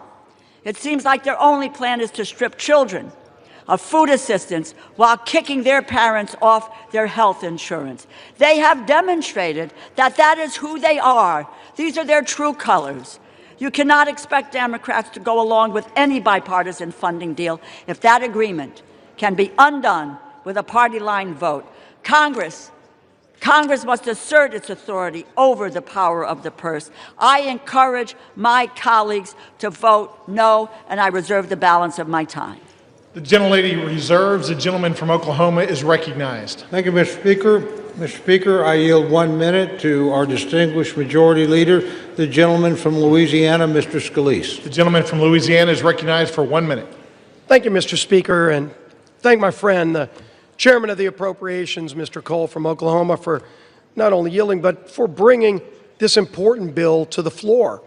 Our appropriators worked tirelessly to negotiate a multi-bill package that is part of this bill to reopen the government.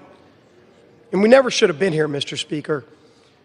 We tried as Republicans over a month ago to prevent a government shutdown. We had a vote here on the House floor. 99% of Republicans voted to keep the government open, and 99% of Democrats voted to shut it down.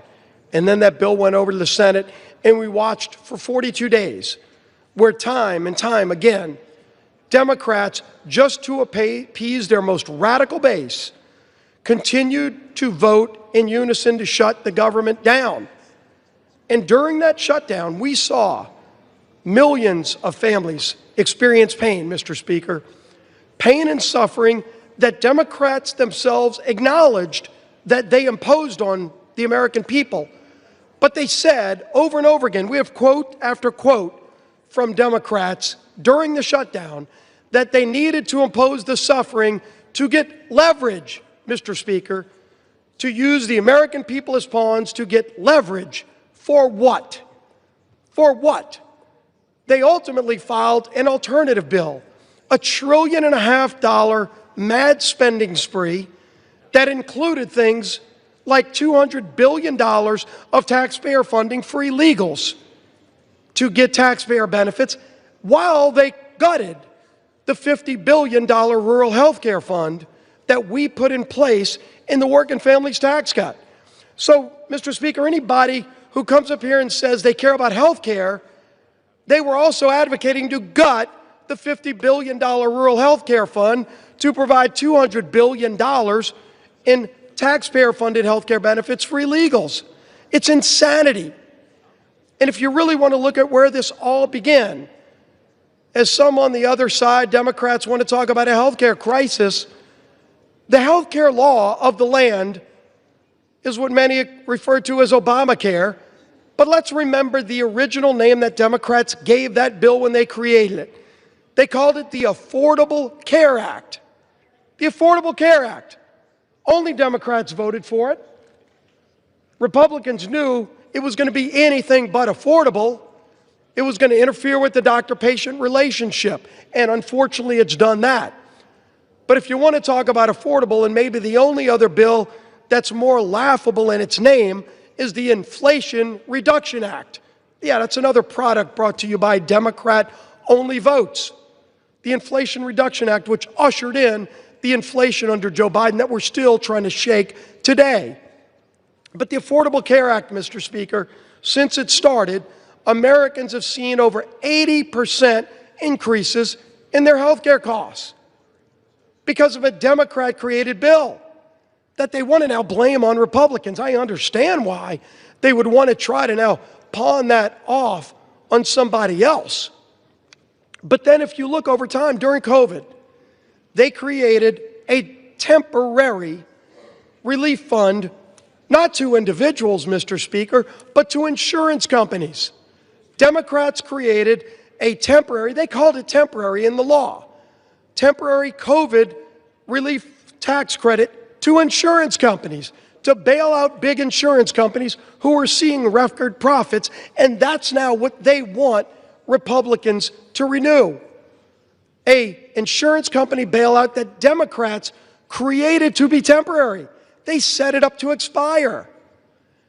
And now they're saying that the world's going to end if that insurance company bailout doesn't get renewed.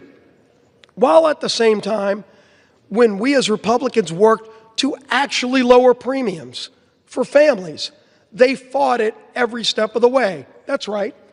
We had a bill that we passed through this House just a few months ago in the Working Families Tax Credit. Part of that bill was called the cost share reduction, was scored by the CBO to lower premiums for families by over 12%. And what happened? It gets over, and by the way, every Democrat voted against that too, because they've never cared about lowering premiums. Then that bill gets over to the Senate. Senate Democrats worked overtime to get that provision removed. And if you go look at Senate Democrat Budget Committee website, they still brag that they removed that provision that would have lowered premiums for families. So, absolutely, Republicans have worked and will continue, by the way, to work to lower premiums for families. But make no mistake, the high premiums that everybody faces today are a result of the inaptly named Affordable Care Act and the many failures associated with it. But this bill today is about ending the misery Democrats created on families. That is just about funding the government, not about solving other problems that we should be working to solve, but about getting the government back open while not holding the American people hostage. And that, Mr. Speaker, is what has disgusted the American people most during this shutdown.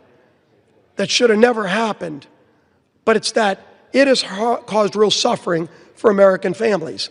Our men and women in uniform that had to wonder whether or not they're going to get paid. Air traffic controllers who already had a highly stressful job and then had to show up for work without getting paid. Multiple paychecks missed. Now you're seeing, because a lot of those air traffic controllers have to go work jobs as Uber drivers.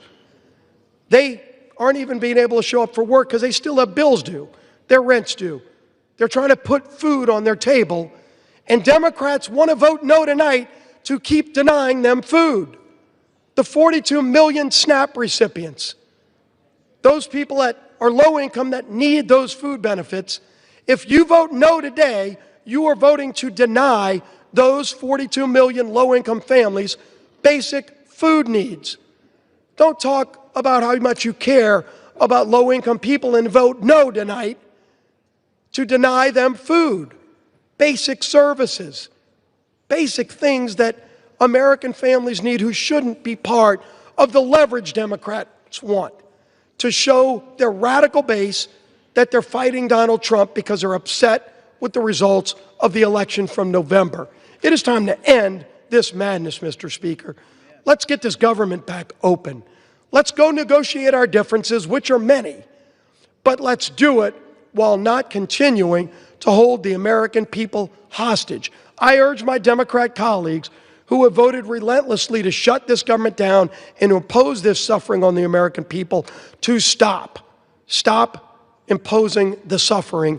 Let's open the government. Let's get back to the work of the American people. I yield back the balance of my time. The gentleman from Louisiana yields back. Does the gentleman from Oklahoma reserve? I do, Mr. Speaker. The gentleman reserves. The gentlelady from Connecticut is recognized. I remind the Majority Leader that a 60-year-old couple earning $82,800 per year, annual premiums will rise by over $17,000, a 255% increase. It now gives me great pleasure to yield 3 minutes to the gentleman from Georgia, the distinguished ranking member of the Agricultural and Rural Development Subcommittee, Mr. Bishop. The gentleman from Georgia is recognized for 3 minutes. Thank you, Ranking Member DeLauro. As Ranking Member of the Agriculture, Rural Development, and FDA Subcommittee, I rise to oppose this bill. Though it does represent, for the most part, solid bipartisan work to provide investments in agriculture in rural America, I am disappointed that the rest of it falls far short of the needs of most Americans. Healthcare providers and patients are frustrated and frightened by the imminent skyrocketing of healthcare costs caused by the loss of the ACA tax credits and cuts to Medicaid, Medicare, and life-saving biomedical research.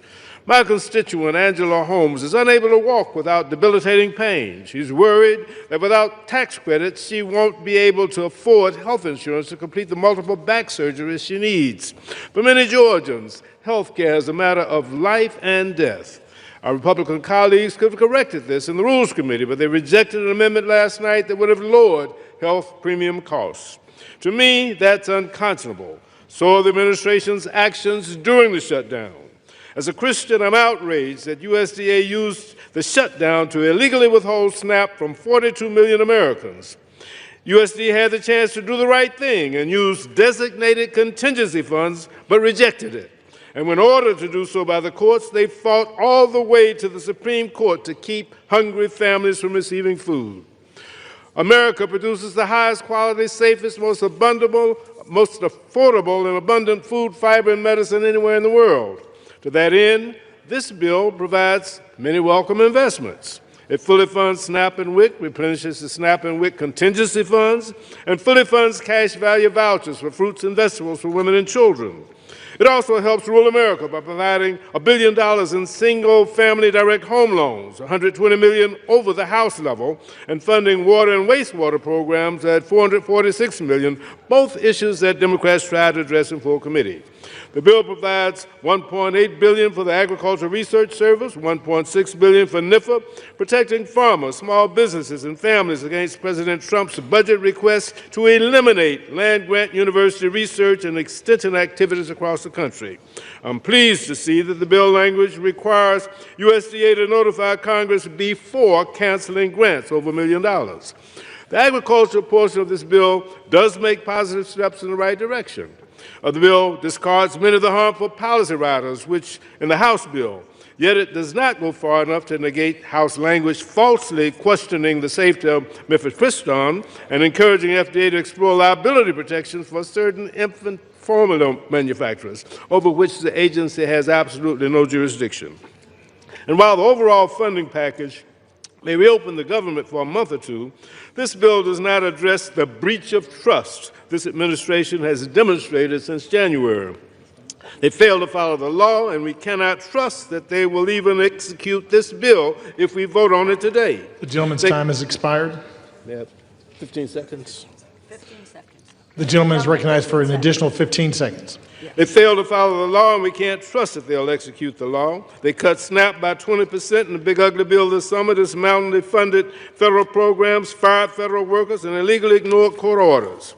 This bill fails to address the health care crisis, and bipartisan outrage has erupted over language in the bill to pay millions of dollars of taxpayer dollars to a handful of senators whose phone records were subpoenaed in relation to the January 6th investigation. It's a bad bill. The gentleman's time has expired. The gentleman yields back. Does the gentlelady from Connecticut reserve? The gentlelady reserves. The gentleman from Oklahoma is recognized. Thank you, Mr. Speaker. Mr. Speaker, I recognize yield 2 minutes to my very good friend, distinguished gentleman from Texas and distinguished chairman of the Military Construction and Veterans Subcommittee of the Appropriations Committee, Mr. Carter. The gentleman from Texas is recognized for 2 minutes. Thank you, Mr. Speaker, and I want to thank my longtime friend, colleague, and the chairman of the Appropriations Committee, Mr. Cole, for yielding me the time. I rise in support of H.R. 5371 and look forward to reopening the government. The shutdown has gone on long enough, and it's time to end it. Yesterday was Veterans Day, and it's a timely reminder of the commitment our armed forces personnel have made and the responsibility that we have to take care of those who serve our nation. Military Construction and Veteran Affairs component of the legislation meets that goal. The legislation includes $133.3 billion for the Department of Veterans Affairs, including $113.8 billion for discretionary funding for the VA medical care. It includes critical funding for Medicare, medical health services, telehealth services, veterans homelessness programs, medical research programs, and rural health initiatives. It invests in information technology, including robust investments in VA electronic health record modernization. Fully funds all mandatory veterans benefits, including veterans disability compensation programs, education benefits, and vocational rehabilitation and employment training. Nearly $20 billion for the Department of Defense military construction programs. This amount funds nearly 300 projects at military bases around Yield the the world. gentleman an additional 15 seconds, Mr. Speaker. The gentleman has an additional 15 seconds. It includes $3 billion to improve and maintain housing for service members, provides requested resources for the American Battle Monuments, Armed Forces Retirement Home, and operations of Arlington Cemetery. I want to thank Mr. Cole for his endless work to get us to this point. The gentleman's and time I has urge my expired. colleagues to join me in supporting the bill. And I yield back. The gentleman yields back. Does the gentleman from Oklahoma reserve? The gentleman reserves. The gentlelady from Connecticut is recognized. Mr. Speaker, I yield 3 minutes to the gentlewoman from Florida, the distinguished ranking member of the Military Construction and Veterans Affairs Subcommittee, Ms. Wasserman Schultz. The gentlelady from Florida is recognized for 3 minutes. Thank you, Mr. Speaker, and I thank the gentlewoman for yielding. I rise to oppose this slush fund for senators bill that will force health care costs to explode for millions of Americans. In fact, this legislation guarantees only two things. Republican senators suspected of helping Trump try to steal an election will get a whole lot richer, and life will get more expensive for everyone else. That's because this bill adds rocket fuel to Republicans' larger assault on Americans' access to quality, affordable health care. Remember, Mr. Speaker, Republicans already slashed $1 trillion from Medicaid, $500 billion from Medicare, and let Trump steal billions in medical research. But with this bill, Republicans dump massive health care price hikes on struggling Americans. Millions will be priced out of any coverage at all, which will drive coverage costs up and health services down for all of us. It's a health budget nightmare for America's families and a slush fund lottery win for 8 Republican senators. Because the one thing that we can all agree on, unless you're Jeffrey Epstein's best friend in the White House, is that the cost of living is out of control. Rent, home insurance, and electric bills are all soaring. The cost of beef, coffee, and vegetables just keep climbing. People are really struggling to get by. Yet Donald Trump continues to block SNAP benefits to 42 million struggling seniors, patients, and veterans. How anyone could swipe food from the plates of nearly 20 million children like that is simply disgusting, but that same moral bankruptcy is embedded in this bill. This bill unleashes huge health insurance hikes on 203,000 people in my district alone, and 82,000 people will lose coverage altogether due to the impact of the big ugly law and soaring ACA prices. Worse, this bill also reneges on our commitment to veterans. As the ranking member of the Military Construction and Veterans Affairs Appropriations Subcommittee, I take our promises to veterans personally and seriously. Just this summer, I secured bipartisan support for my amendment to restore $51.7 billion in advance funding for the Toxic Exposures Fund. This is funding, mind you, that President Trump sought in his budget. Yet as Republicans slipped a slush fund for senators into this bill, they gutted a critical funding protection for veterans. Just so we're all clear, Average Americans will see their kitchen table budget blow up from the health coverage price hikes, and veterans will see their future health care funding for toxic exposures put in jeopardy. Also, billionaires can keep getting huge tax breaks. It's hard to pick between the worst moral outrages behind this bill. Was it covering up for Epstein's best friend for nearly 2 months, just so Republicans could vacation and avoid negotiating a better health care plan for our struggling families? Or is it the slush fund that personally enriches Republican senators and will haunt everyone who votes for this bill? Well, House Democrats will oppose this partisan spending bill that guts America's health care, and we'll keep fighting to extend health care tax credits.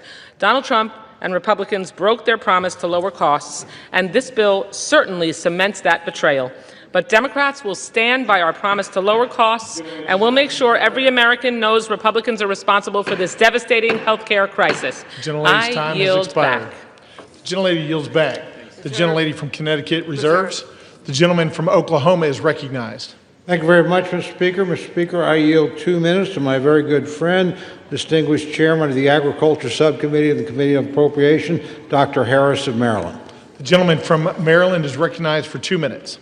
Mr. Speaker, I rise today in support of Senate amendment to H.R. 5371, which will finally put an end to the Democrat-led government shutdown.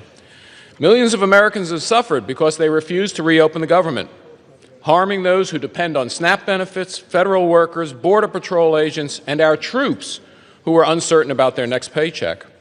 This legislation extends government funding to the end of January 2026, thereby blocking attempts to force a budget-busting omnibus at the last minute before Christmas. It also includes the FY 2026 Agriculture, Rural Development, and Food and Drug Administration Appropriations Act. Republicans have effectively locked in disciplined, flat spending levels while supporting the Trump administration's policy priorities. The agriculture bill provides $26.65 billion in discretionary spending, which is level with the current amounts while also including community project funding. This bill provides critical funding support to America's farmers, ranchers, and rural communities. It ensures both USDA and FDA can safeguard our nation's food and drug supply and fully funds nutrition programs, including SNAP and WIC. Additionally, the bill closes the hemp loophole that has resulted in the spread of unregulated, intoxicating hemp-derived products that are being sold online and in gas stations and corner stores across the country. Many of these products are accessible and attractive to children, resulting in thousands of calls to U.S. poison control centers, with more than 30% involving children aged 5 years and younger. This provision is supported by 39 states' attorney general and over 81 national and state public health, medical, law enforcement, and other organizations. It's beyond disappointing that our colleagues on the other side of the aisle will soon be voting to continue the chaos and uncertainty of a government shutdown. But this is what responsible Republican government looks like. We stared down the radical Democrats' outrageous budget-busting demands and held the line for hardworking American taxpayers. I want to thank Appropriations Chairman Cole for his leadership, strongly encourage my colleagues to support this legislation. Mr. Chair, I yield back time. The gentleman from Maryland yields back. Does the gentleman from Oklahoma reserve? I do. The gentleman reserves. The gentlelady from Connecticut is recognized. Mr. Speaker, I yield 3 minutes to the gentleman from New York, the distinguished ranking member of the Legislative Branch Subcommittee, Mr. Espaillat. The gentleman from New York is recognized for 3 minutes. Thank you, Mr. Speaker. I rise today in strong opposition to the Senate's amendment to H.R. 5371 because once again, the Senate has put other interests ahead of those of the American people. Today's backroom deal does nothing to stop 20 million Americans that will see their health care premiums double or triple. And it does absolutely nothing to stop provisions in the reconciliation package that will strip 15 million people of the Medicaid coverage. These cuts will have a resounding impact for individuals and the healthcare industry and economy as a whole. Safety net hospitals like Montefiore in my district and federally funded clinics like Borinque in East Harlem face having to eliminate services or completely close. Families, seniors, and children who go to these clinics and hospitals cannot afford to lose health care coverage. On top of that, Mr. Speaker, the legislative branch bill, which was done unilaterally not with the consultation of both sides. It was done on its own, in the Senate, in the dark, in cahoots with a bunch of people, includes a provision that will line the pockets of 8 senators that we know of by allowing them to sue the government for millions of dollars if the Department of Justice subpoenas their phone records or seeks a lawful non-disclosure order. While families in my district are stretching every single dollar just to pay for food and rent, senators want a personal payout if law enforcement dares to hold them accountable. At every turn of this shutdown and fight for health care access, Republicans and the Trump administration have tried to inflict suffering as much as possible. For weeks, the administration held food stamps hostage. And even when some states comply with a court ruling to release full benefits, the president demanded that they be clawed back. Even when governors stepped up and said, we don't want people to go hungry, they ran to court, Mr. Speaker, to take $6.20 away from poor people. Who does that?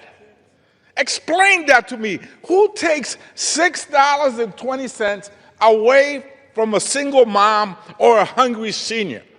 That's the state of America today. Unbelievable. And here we are to vote on this. I will be casting my vote as a no. In fact, it will be a hell no tonight. The gentleman from New York yields back. The gentlelady from Connecticut reserves. The gentleman from Oklahoma is recognized. Thank you, Mr. Speaker. Mr. Speaker, I yield 2 minutes to my very good friend, the distinguished gentlelady from Michigan and chairman of the House Republican Conference, Ms. McClain. The gentlelady from Michigan is recognized for 2 minutes. Thank you, Mr. Chairman, and thank you, Mr. Speaker. And God, I love the compassion and the passion on the other side of the aisle. You know, we're worried about taking money out of families. Well, you know what? Y'all can do the right thing and vote yes. If not, you're the ones that are taking money from needy families, not us, because yes means yes, we want to feed the families. We want to have SNAP programs. No means we don't fund those programs. See how simple that is? But keep on with the rhetoric. I mean, it's cute, but the American people don't buy it. So, I mean, listen, for the past 40 days, Democrats have inflicted needless pain on hardworking Americans. They stranded millions of travelers. They denied food assistance for hungry families. And how did they do that? When you vote no to continue funding, that means you deny food stamps for hungry families. No means no, you don't want to pay them. Yes, like the Republicans vote, that means yes, we do want to pay them. So, you know, they left our troops wondering when they'd get their next paycheck. And for what, Mr. Speaker? To use the American people as leverage. Don't take my word for it, take theirs. Leverage for more wasteful Washington spending. Spending that no one other than the radical left ever wanted. And to remind the American people, they wanted $1.5 trillion of their hard-earned tax dollars. But what did they get in return? They got nothing. They got nothing because Republicans refused to waste the American people's money. Not a dime for their radical climate change, not a dollar for tax-funded benefits for illegals, and not one single concession to their radical far-left base. Millions of Americans whose lives were upended by the Democratic shutdown will remember this. Yield the gentlelady an additional 30 seconds. Thank you. The gentlelady is recognized for an additional 30 seconds. Thank you. The American people will remember who held them hostage for petty political reasons and who fought to put America first. So now that this shameful charade is over, House Republicans will continue our work on behalf of the American people. We will restore regular order to the appropriations process. We will continue to fulfill the mandate of the American people, and we will keep delivering results for American people, because that's what we're here to do for, not to play politics. So with that, Mr. Speaker, I yield. Thank you. The gentlelady from Michigan yields back. The gentleman from Oklahoma reserves. Before we move on, members are advised to direct their comments to the chair and not to engage in personalities. The gentlelady from Connecticut is recognized. Thank you, Mr. Speaker. I have the greatest honor, really, to yield time, 2 minutes time, to the gentlewoman from California, the distinguished Speaker Emerita, Ms. Pelosi, and I might add, probably the epitome of the best speaker that this nation has ever had, in addition to which millions of Americans have health care coverage through the Affordable Care Act because of Speaker Pelosi, and she's also Italian-American. Thank you. I yield. And a grandmother. The gentlelady from California is recognized. Thank you, Mr. Speaker. I thank the gentlewoman for yielding, Madam Chair, and once and future Chair of the Appropriations Committee, and thank her for her leadership and her kind words. I take heed, Mr. Speaker, of your comment to address my remarks to you and not to your colleagues. So I can say to you, and perhaps you can tell them, either they don't know what they're talking about or they don't care about meeting the needs of the American people. Did any one of them vote? Did any one of them vote to eliminate a need for a pre-existing condition in health care? Not one of them. Did any one of them vote to say if your children get to be 26, until they're 26 years old, they have access to your policy? Not one of them. Did any of them vote to bring a woman as being a pre-existing medical condition? Not one of them. The list goes on and on. Do any one of them vote for the Affordable Care Act, which, Mr. Speaker, you can tell them, was paid for?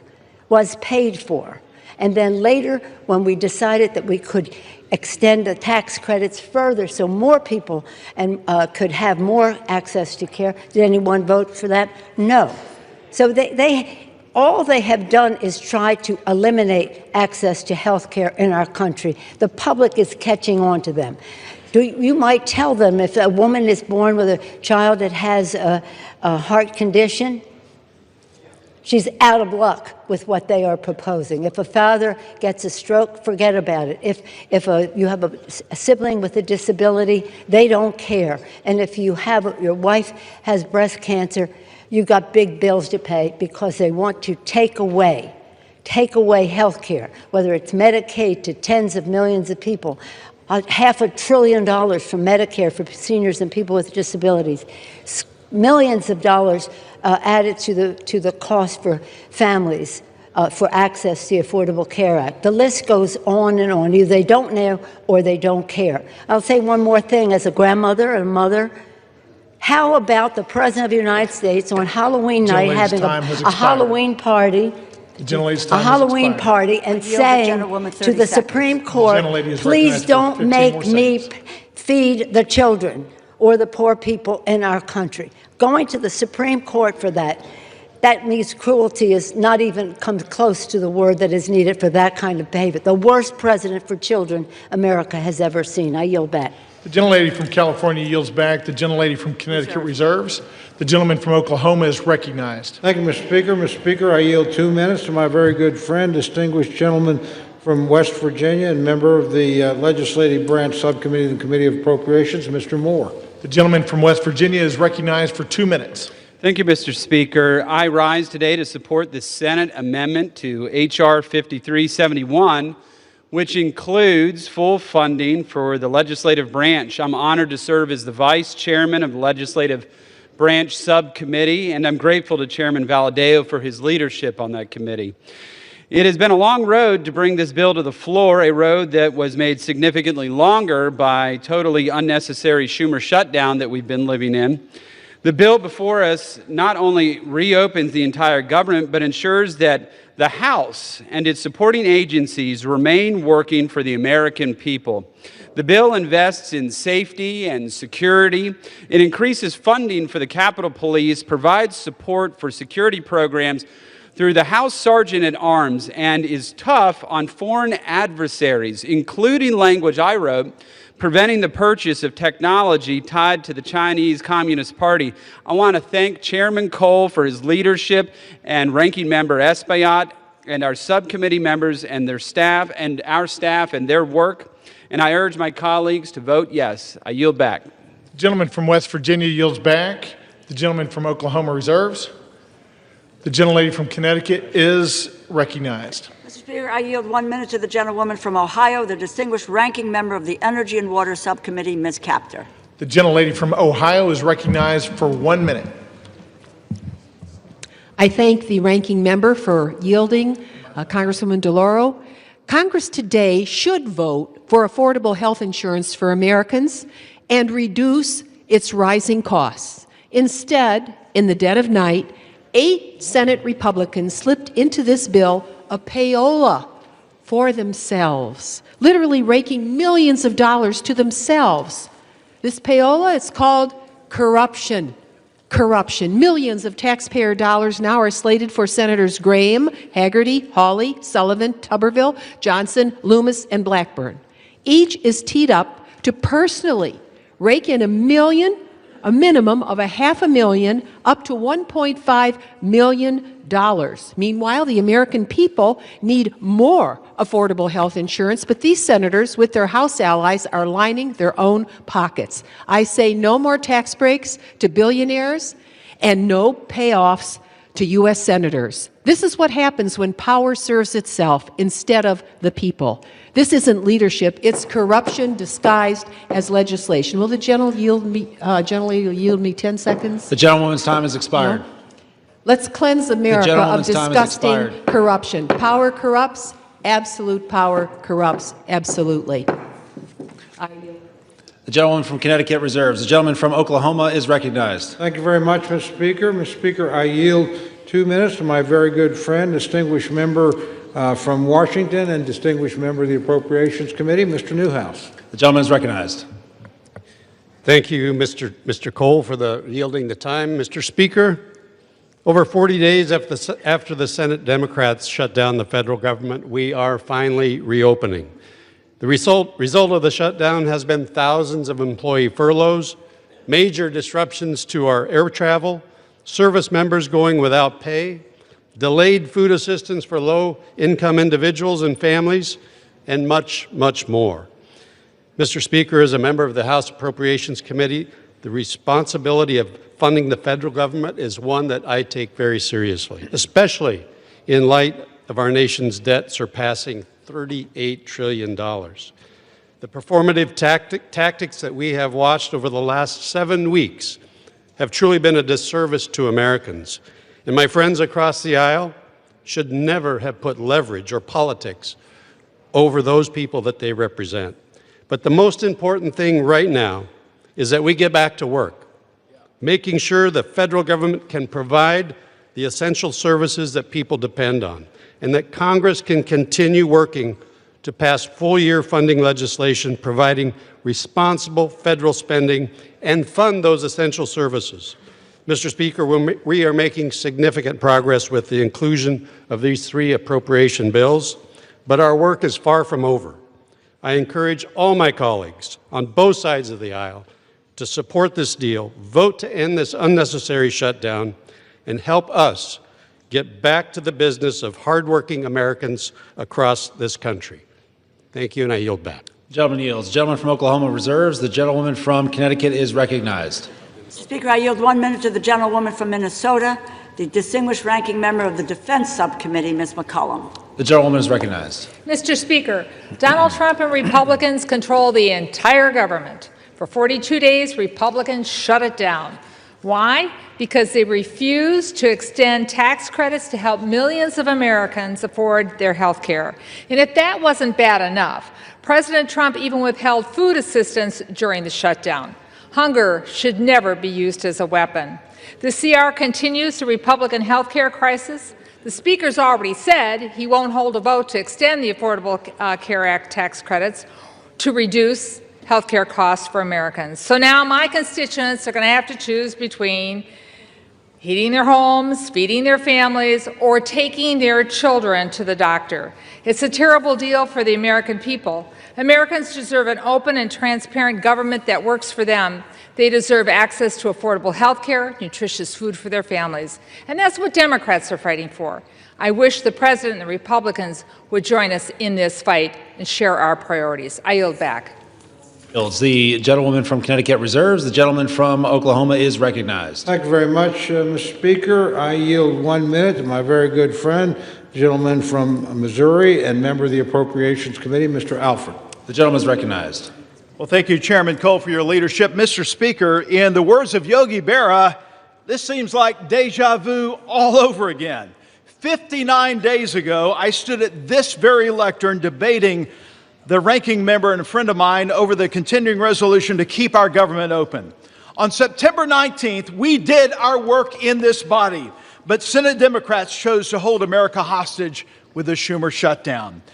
Democrats in Congress, including the minority whip, shamefully admitted they were using the misery they inflicted on the American people as leverage to achieve their leftist wish list of demands, slowly twisting the heads of the American people in a vice. Tonight, I'm relieved to say the misery of the Schumer shutdown is on our doorstep. Mr. Speaker, this package proves that when Republicans stay united and put America first, we can govern with strength, compassion, and common sense. Tonight, Mr. Speaker, tonight we will reopen the government and liberate the Schumer hostages. And with that, I yield back. The gentleman yields. The gentleman from Oklahoma reserves. The gentlewoman from Connecticut is recognized. Mr. Speaker, I yield 1 minute to the gentlewoman from California, a member of the Appropriations Committee, Mrs. Torres. The gentlewoman is recognized. Mr. Speaker, I rise in strong opposition of this deeply flawed bill because the American people deserve better. Since Trump returned to office, Republicans have created an affordability nightmare, a mass transfer of hard-earned taxpayers' dollars to billionaires. In my district alone, more than 350,000 people are facing skyrocketing health care costs or cuts to critical services.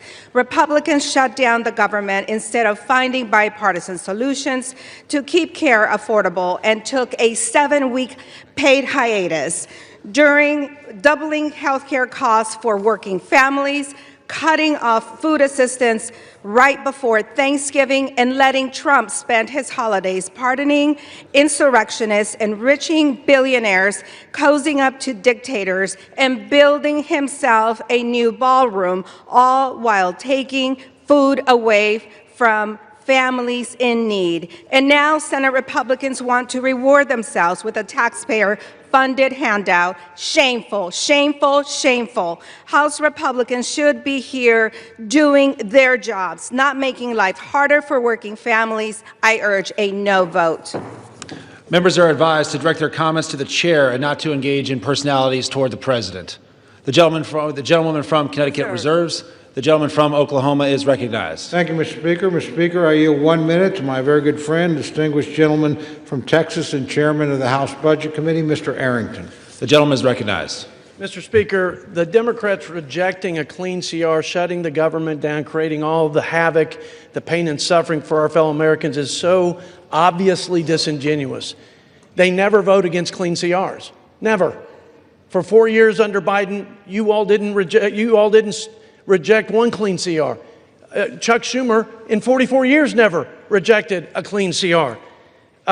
So, Mr. Speaker, what's it about? They say policy. They put forward a proposal, Mr. Chairman. They said it's about health care for illegals. They repeal work requirements for able-bodied adults. That's an 80-20 issue in this country. They put forward a spending bill of $1.5 trillion. That's twice the discretionary budget.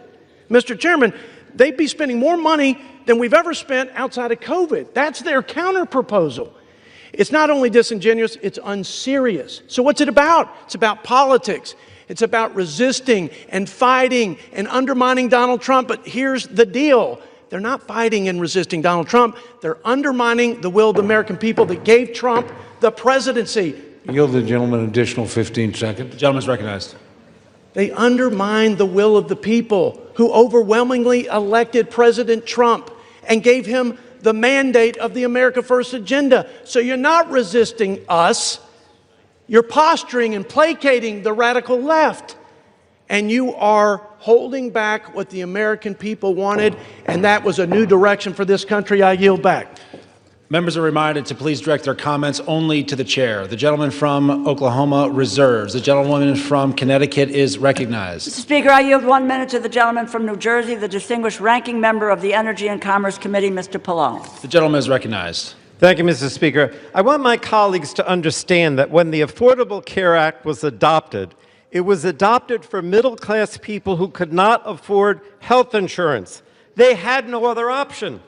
They had nowhere to go. You just would end up without health insurance. I have constituents coming to me now crying because their insurance is going from $500 a month to $1,500 a month. That's an increase of $1,000 a month. Who can afford that? No one in the middle class. At the end of 2024 last year, during a Democratic administration, the number of insured Americans was at a record high of about 95%. Democrats worked for that. Then Trump comes in, the Republicans come in with their big, ugly bill, and they make cuts to Medicaid, cuts to hospitals and nursing homes, and no funding to extend the ACA tax credits. So what's going to happen? More and more people will have no health insurance. That's the bottom line. They will not have health insurance, and the Republicans don't seem to care. But I want you to know that the Democrats care and will continue to fight for you. The gentleman yields. The gentlewoman from Connecticut reserves. The gentleman from Oklahoma is recognized. Thank you, Mr. Speaker.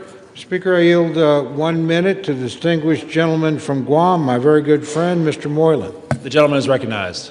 Thank you to my friend from Oklahoma. Mr. Speaker, Guam is home to 3,372 federal employees, more than 43,000 SNAP recipients, and over 9,000 WIC recipients, and more than 20,000 veterans, all of whom have been impacted by this shutdown.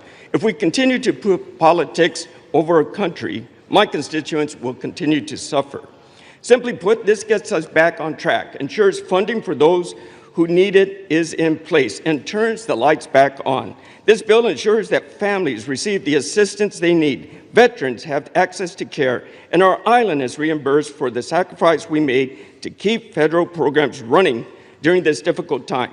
I urge my colleagues to support this bill and to deliver for American people. The time for deliberation is when the government is open and people have the assistance they need. I reserve. The gentleman yields. The gentleman from Oklahoma reserves. The gentlewoman from Connecticut is recognized. Mr. Speaker, I yield 1 minute to the gentleman from Massachusetts, the distinguished ranking member of the Ways and Means Committee, Mr. Neal. The gentleman is recognized. Thank the gentlelady. Mr. Speaker, the destruction that is taking place in America's healthcare system during these 10 months is unbelievable. They've eviscerated the National Institutes of Health. They've cut back on the Centers for Disease Control, billions of dollars from Medicaid for a tax cut for the wealthy. Wait till you see what's coming to America's hospitals after the next election. It's so contrived they waited until after the election to implement it. 24 million people are likely to lose health insurance if we don't implement these tax credits as suggested. The emergency room is going to be back in full force now because this is where people will go for their health care. All of this is taking place to justify a tax cut for people at the very top. And here's the real kicker. Our Republican colleagues of fiscal probity borrowed the money for the tax cuts. In 2017, it's $2.4 trillion. In the last tax bill, almost $4 trillion is borrowed for a tax cut for wealthy people. Whatever happened to the fiscal soundness that the Republican Party used to lecture everybody on? And I yield back the balance of my time. The gentleman yields. The gentlewoman from Connecticut reserves. The gentleman from Oklahoma is recognized. Thank you very much, Mr. Speaker. Mr. Speaker, I yield 1 minute to my very good friend, the distinguished gentleman from Pennsylvania, Mr. Muser. The gentleman is recognized. I thank Chairman Cole for his leadership. Mr. Speaker, if this were a library, we would have the fiction side over there and the nonfiction side over here. The only thing that's not fiction, however, is their consistent criticism of the health care system known as Obamacare that they created. That's what this fight seems to be about. And that's the one end of things that is truthful. Today, Mr. Speaker, after 6 weeks of no pain, lots of pain and no gain, they're going to vote again to keep the government closed. They're going to vote again. They're whipping their votes so they would not be paying federal workers. They won't be funding essential programs like SNAP and undo the chaos at our airports. Okay, I spent the last 43 days in my district talking with these groups, talking with SNAP, talking with Head Start, seeing their pain, realizing it, understanding it. Some of my colleagues did the same, but shockingly, They're still going to vote to keep the government closed and keep this funding from being delivered. It's time to fix the damage the Democrats have caused. With this vote tonight, Republicans will restore SNAP payments. We'll get TSA and air traffic control. Yield the gentleman an additional 15 seconds. And you know what, Thank you, Chairman. And you know what, Mr. Speaker? Yesterday was Veterans Day. Veterans didn't fight for the red. They didn't fight for the blue. They fought for the red, white, and blue. Maybe tonight we can follow their example. I yield back. The gentleman yields. The gentleman from Oklahoma reserves. The gentlewoman from Connecticut is recognized. Mr. Speaker, I yield 1 minute to the gentlewoman from Washington, Ms. Del Bene. The gentlewoman is recognized. Thank you, Mr. Speaker. This bill fails to address the fundamental needs of families across our country. Americans have made it crystal clear that affordability is their #1 concern. President Trump and Republicans promised to lower costs on day one, and that's been one big broken promise. Healthcare premiums are skyrocketing because Republicans refuse to extend the ACA tax credits, causing healthcare costs to go up for everyone. Over 4 million people will be forced off their coverage next year because it's too expensive. This is on top of soaring prices for food, energy, and housing. It's unacceptable for the wealthiest nation in the world. Republicans who say they support affordable health care should be standing up for their constituents rather than following in line behind President Trump. I'm going to keep fighting for affordable health care and lower costs. The American people deserve better. I yield back. The gentlewoman yields. The gentlewoman from Connecticut reserves. The gentleman from Oklahoma is recognized. Thank you very much, Mr. Speaker. Mr. Speaker, I yield 90 seconds to my very good friend, the distinguished gentleman from Texas, Mr. Gooden. The gentleman is recognized. Thank you, Mr. Speaker. Throughout this sham and shame of a shutdown, we've heard so many lies from the Democrats. And over the last 45 days, and especially the last 45 minutes, I've heard them say this is an evil bill. Republicans don't care about the disabled. Trump is the worst president in history for children. They've said that Republicans are to blame for the fentanyl crisis. Republicans shouldn't take photos with veterans. January 6th, of course they mentioned that. Republicans are corrupt, and they've said that Republicans are starving kids. What they haven't said is the one thing that this bill does, which is open up the government. Not one Democrat is getting up here saying this bill opens the government. So let me remind them and my colleagues and the American people, this bill opens the government tonight. And the American people have Republicans to thank for ending this shutdown and opening the government. I urge a yes vote. I am proud to vote yes. And I am so disappointed in my Democratic colleagues because for the life of me, throughout my time in the House, I've heard them talk about how wonderful it is to keep the government open and that a shutdown is so bad and can never happen. And tonight they won't even admit that this bill opens the government, and this is what we need for this country tonight. So I urge a yes vote, and I yield back. The gentleman yields. The gentleman from Oklahoma reserves. The gentlewoman from Connecticut is recognized. Mr. Speaker, I yield 1 minute to the gentlewoman from California, Ms. Barragan. The gentlewoman is recognized. Thank you, Mr. Speaker. I oppose the Republican spending bill that makes health care more expensive for hardworking Americans. While Republicans were on their 7-week-plus vacation, all our constituents were receiving notices of premium increases. A constituent of mine, a lifelong educator, has been told that her premiums will jump from $383 to nearly $1,000. Meanwhile, Trump and Republicans can find money for a fancy ballroom. They can give tax breaks to billionaires. And they even included millions of dollars in cash payouts in this bill for 8 Republican senators. If anyone else in government gave themselves millions in taxpayer money, they would go to prison. But for Americans trying to afford health care, not $1 in tax credits. House Democrats are united against this corrupt bill and will keep fighting to protect America's health care. I urge my colleagues to reject this bill. I yield back. The gentlewoman yields. The gentlewoman from Connecticut reserves. The gentleman from Oklahoma is recognized. Thank you very much, Mr. Speaker. I yield myself such time as I may consume. Mr. Speaker, it's been an interesting debate. Frankly, as a couple of my colleagues have suggested, a lot of the rhetoric on the other side hasn't had much to do with the legislation in front of us. My friends chose all on their own to shut the government down 43 days ago. During that time, soldiers have had to worry about getting paid. The only reason they were paid is the President of the United States managed to pull a rabbit out of the hat twice or we would have had military families completely unpaid. We have our air traffic controllers. Most of us flew here today or yesterday or in recent days. They're keeping the skies as safe as they can, but they haven't gotten paid.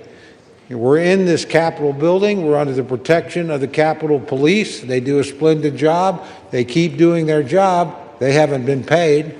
We have people that are in desperate need of some of the services that this government has promised to give them. SNAP and WIC, that's at risk unless we pass this legislation tonight. So we can have all these debates about all these other issues. As a matter of fact, my friend the Speaker, his counterpart in the United States Senate, the Majority Leader, and the President said, when you open the government, we'll be happy to talk to you about some of these issues. But you're not going to shut down the government, punish the American people, put people's lives at risk, and think we're going to sit down and negotiate with you under those circumstances. That is not going to happen. We told you 43 days ago, from bitter experience, government shutdowns don't work. They never achieve the objective that you announced. And guess what? You haven't achieved that objective yet, and you're not going to. We did the same thing twice, so I'm not saying that we've got clean hands over here. You guys did it on DACA, didn't work here, not going to work here. Only people that have suffered have been the American people, the people that we're all here to serve. So let's keep the focus on getting the government back open. I would also add, and I appreciate this very much, there have been robust discussions back and forth, and we have 3 appropriations bills attached to this. They're appropriations bills that do important things. The Ag bill will make sure that people that rely on WIC and SNAP don't have to worry about another government shutdown between now and September 30th of next year. The Ledge Branch bill will make sure that the Capitol Police and everybody else at staff that allow this chamber to function don't have to worry about not getting paid until September 30th of next year. And obviously, military construction and, more importantly, veterans rely on benefits commitments we have made. Passage of this bill makes sure that those commitments will be fulfilled between now and September 30th next year. And we buy the time to sit down and rationally and responsibly negotiate other appropriations bills that we can bring, I hope, in a bipartisan basis to this floor to keep the government open. So I would just ask my friends to reflect on that. I hope some of you feel the weight of that decision. I know you do. And I hope you can vote to keep the government open. There's no excuse to shut it down. The United States Senate operated to keep it open in a bipartisan fashion. Now, it took them a long time to do it, but they got there. Let's not follow that example. Let's follow when they finally got the job done, they sent us a product. It's not a perfect product. It's got some things in it I don't like. But frankly, if we kept the government open, we would have never been in this situation in the first place. So I would just ask my friends to remember their constituents. I know they think about them. I know they're serious about the points they make. Reopen the government. Raise your issues. Let's see if we can come to a negotiated settlement. But let's not punish the American people. A no vote on this, again, means soldiers and military families don't get paid. A no vote means that people in need of SNAP and WIC might not get it. A no vote means the people that allow us to come here and debate and work won't get paid either. I can go down the list of course. It's pretty simple. This is a vote about 2 things. Opening the government of the United States, which you willfully tried to shut down, fortunately did not succeed in that in this chamber, but some of your colleagues, using arcane Senate rules, did manage to do it, but finally came to their senses. You ought to pay attention to those people. They said, enough is enough. Let's reopen the government. I would urge my colleagues to do that today, and I hope it's done in a bipartisan way. With that, I reserve the balance of my time, Mr. Speaker. The gentleman reserves, and members are reminded to direct their remarks only to the chair. The gentlewoman from Connecticut is recognized. Mr. Speaker, I yield 3 minutes to the gentlewoman from Massachusetts, the distinguished Democratic whip, Ms. Clark. The gentlewoman is recognized. Thank you. Donald Trump said the cost of living crisis is fake news, a con job by the Democrats. Mr. Speaker, 60% of Americans can't afford a basic quality of life. 45% have had to skip a doctor's appointment or a prescription because they can't afford it. 41% are living with medical debt. The American people are simply not making it. Not only is that crisis real, it is a crisis that Republicans promised to solve. Voters believe them. And now, after a 54-day hiatus, what are Republicans doing? They're voting to raise the cost of living. They're voting to make it even harder to get by. Not by some marginal amount. They are doubling, tripling, and quadrupling monthly premiums. And what's the defense? They are looking people in the eye and flat out gaslighting them. Costs aren't up, costs are down. Trump says, I don't want to hear about the affordability. Well, get used to hearing about it. You're going to hear about it a lot because people are feeling it every single day. People can't make rent. They can't afford their prescriptions. They can't afford to take their kid to a doctor. They can't find childcare, and when they find it, they can't afford that either. Grocery and utility bills are spiking.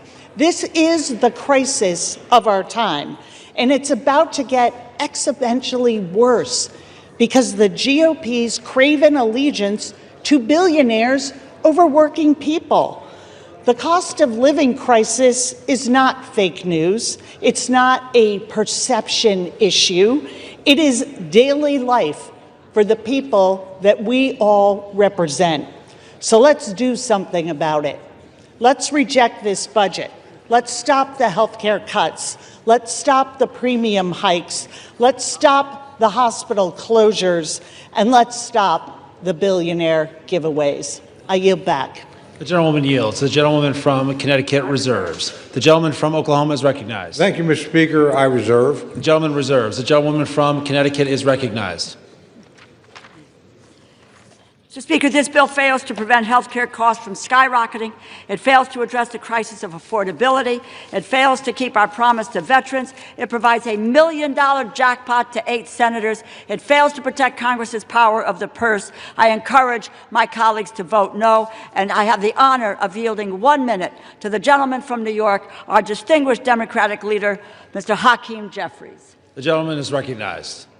Thank you, Mr. Speaker, and I thank the distinguished gentlelady, the top Democrat on the House Appropriations Committee, for yielding and for her steadfast leadership on behalf of working families, hard-working American taxpayers in the great state of Connecticut and all across America.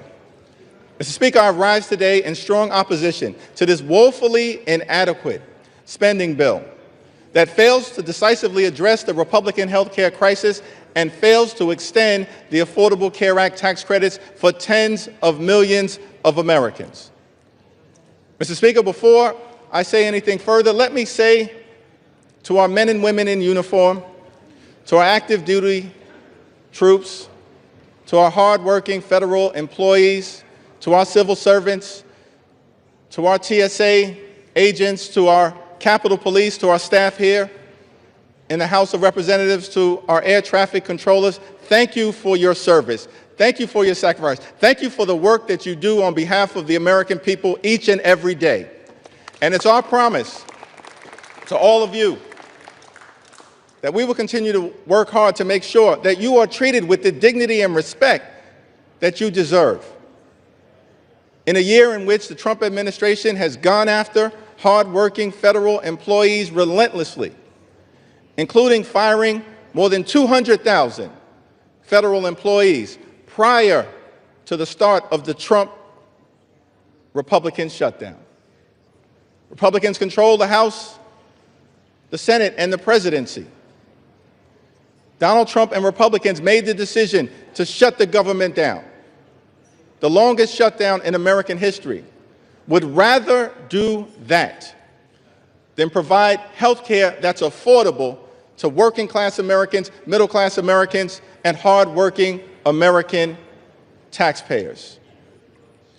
All across the country, I'm certain that there are people in America asking the question, where do we go from here? House Democrats have a simple answer. We will continue to fight to lower the high cost of living. House Democrats will continue to fight to address the health care crisis that Republicans have created. And House Democrats will continue to fight to extend the Affordable Care Act tax credits for tens of millions of Americans. This fight is not over. We're just getting started. We'll fight today. We'll fight tomorrow. We'll fight this week. We'll fight next week. We'll fight this month. We'll fight next month. We'll fight until we win this battle for the American people. That's our commitment as House Democrats. And there's only two ways that this fight will end. Only two ways, Mr. Speaker, that this fight will end. Either Republicans finally decide to extend the Affordable Care Act tax credits this year, or the American people will throw Republicans out of their jobs next year and end the speakership of Donald J. Trump once and for all. That's how this fight ends. Mr. Speaker, during this painful Trump-Republican shutdown, what we've seen is two different philosophies in terms of how to govern for the American people. The Democratic Party philosophy is clear.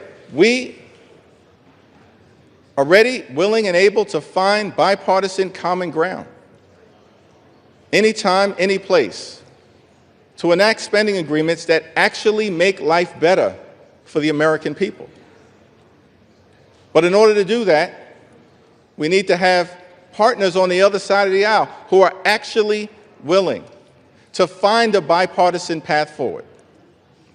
But what we've seen from Republicans from the very beginning of this presidency is a my way or the highway approach.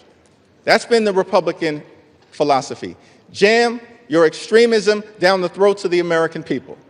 That's what we've seen from day one of this presidency. That's the reason why the government has been shut down by Republicans and Donald Trump for the longest period of time in American history. What have we seen from Donald Trump and Republicans during this shutdown?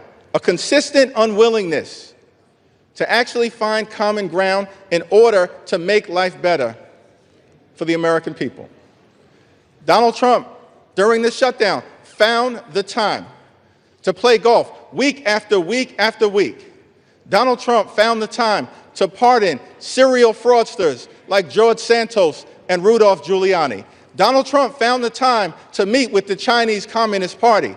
Donald Trump found the time to destroy the East Wing of the White House. Donald Trump found the time to extort $230 million from the Department of Justice so he could line his pockets. Donald Trump found the time to bail out Argentina with $40 billion. Donald Trump found the time to rip away SNAP benefits from 42 million Americans. Mr. Speaker, these extremists are not like us.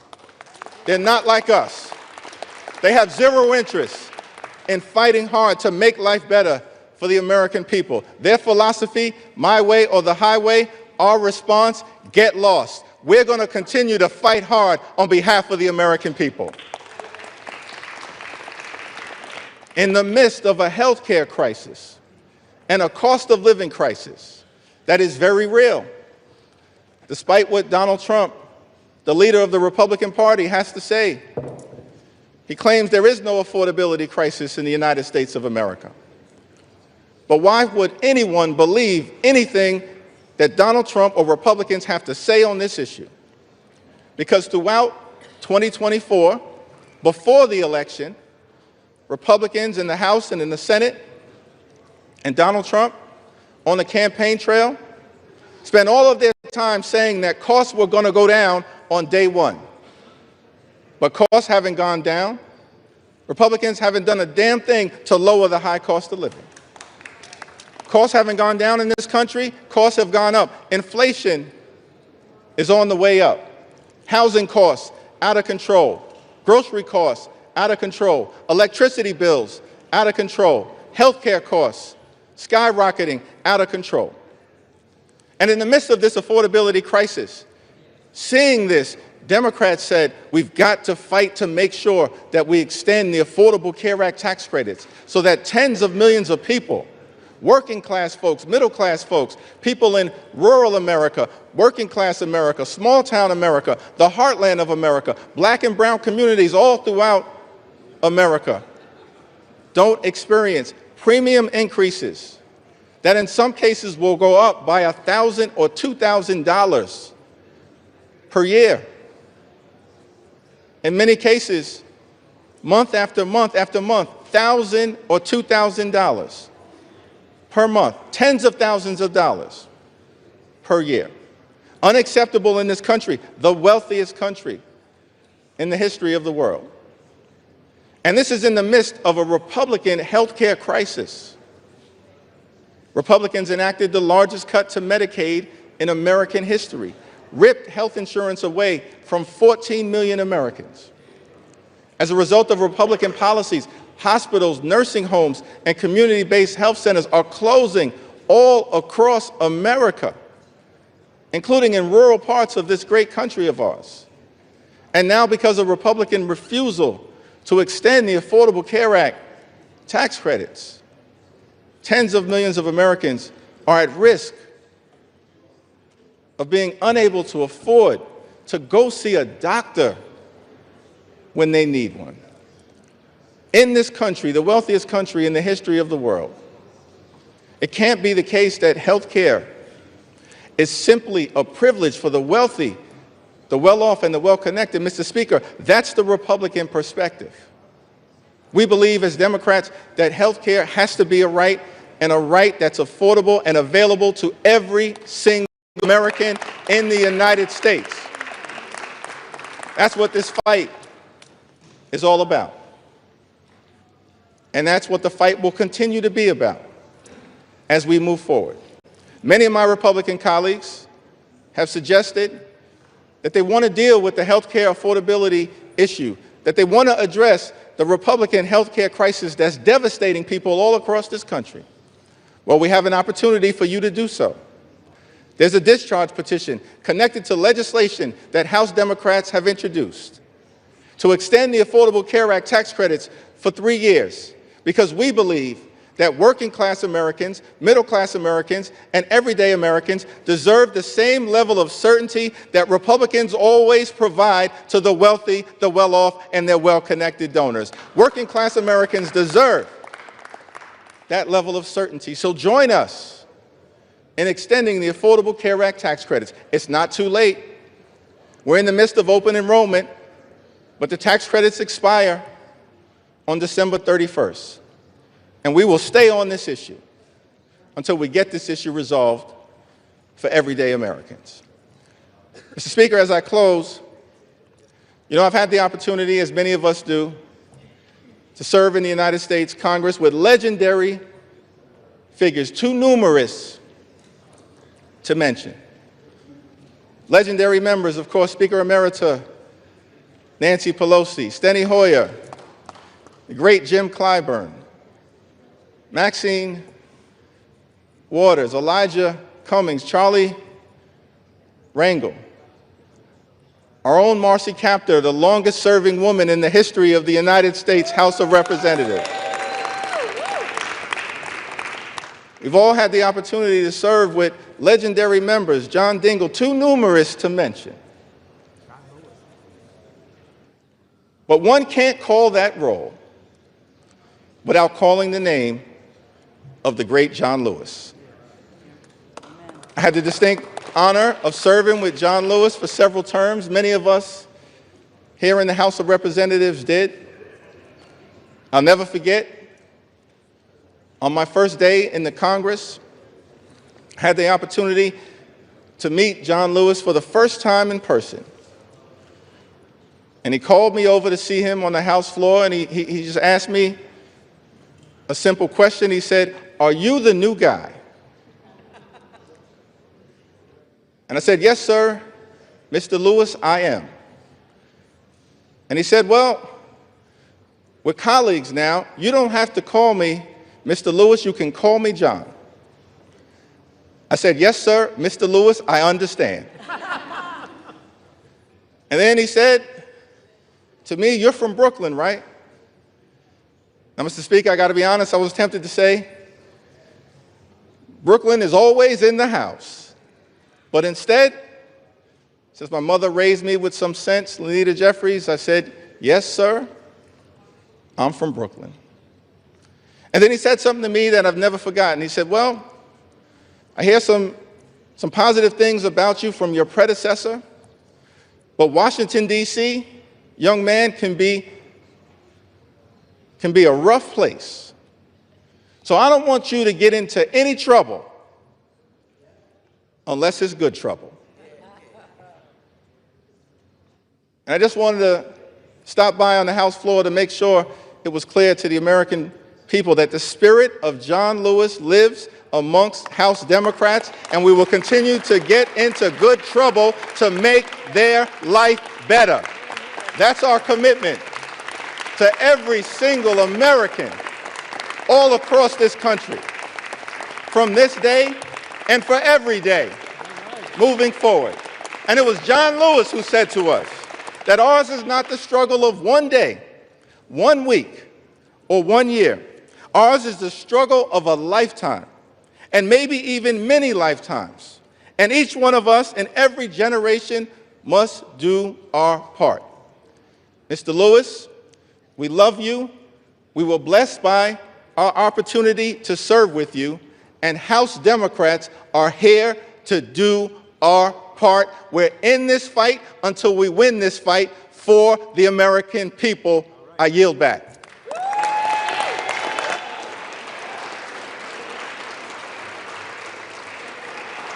The gentleman yields.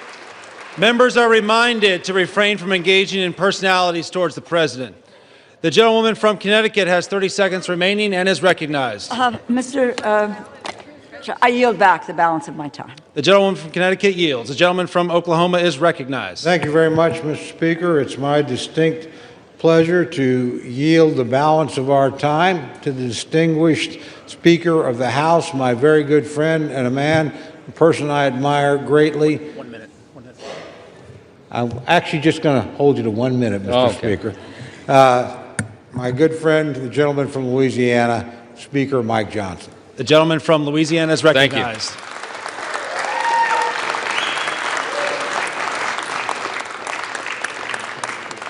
I want to thank my friend Chairman Cole. Has done an extraordinary job in this process. And Mr. Speaker, we all know why we're here. House Democrats voted to shut the government down. It was 54 days ago when we had that vote, September 19th. And since that time, Senate Democrats have voted 14 times to close the government. Republicans voted a collective 15 times to open the government for the people, and the Democrats voted that many times to close it. And then they admitted, many of them, and we could name them here, but I'm not going to take the time, they admitted that they were using the American people as leverage in this political game. They knew that it would cause pain, and they did it anyway. The whole exercise was pointless. It was wrong, and it was cruel.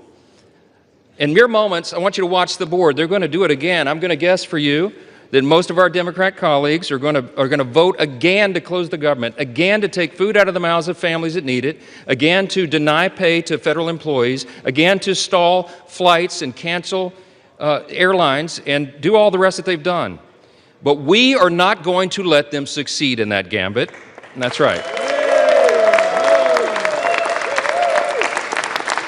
While the Democrats keep voting to shut their government down, Republicans are going to vote to open it back up. And with that, we're going to get the American government running again and working for the people as they deserve. I'm going to close with this. You know, as Speaker, you have the ability to talk as long as you want, but I'm not going to do that tonight. We're not going to waste any more time of the people.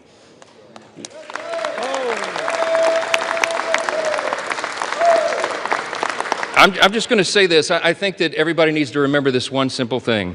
From the very beginning of this whole ordeal, on the Republican side, we operated in good faith. We offered a clean, nonpartisan CR. We were honest and transparent with the American people from the very beginning, and every single day of the shutdown, we went out and looked right into the camera with a press conference and told the American people the simple truth. We have done for the people what has been right and just and truthful. And in the end, that is what God honors always. Don't forget it. We need to get this government open as soon as possible, and I'm going to yield back the remainder of my time so we can do that. The American people demand it and deserve it. My friends, let's get this done. Thank you. I yield back.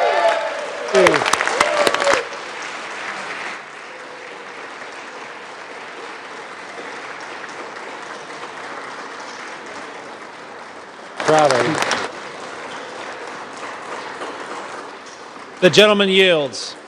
The gentleman from Oklahoma has 3 minutes remaining and is recognized. I yield back the balance of my time. The gentleman yields. All time for debate has expired. Pursuant to House Resolution 873, the previous question is ordered. The question is on the motion by the gentleman from Oklahoma, Mr. Cole. All those in favor say aye. All those opposed say no.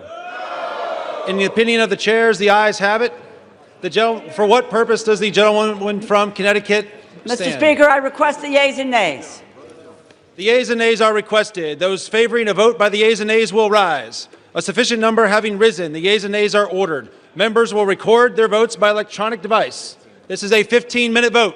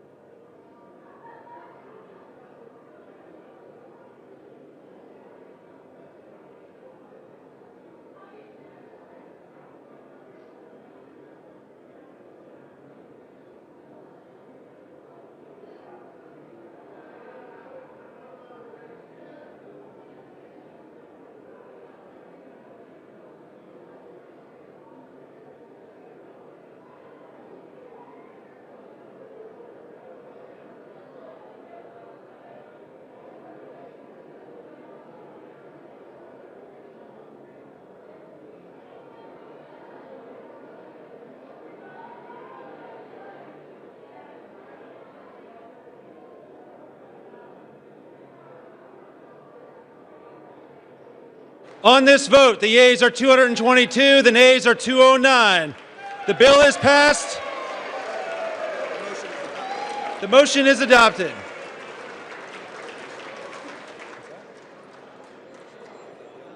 Without objection, the motion to reconsider is laid on the table.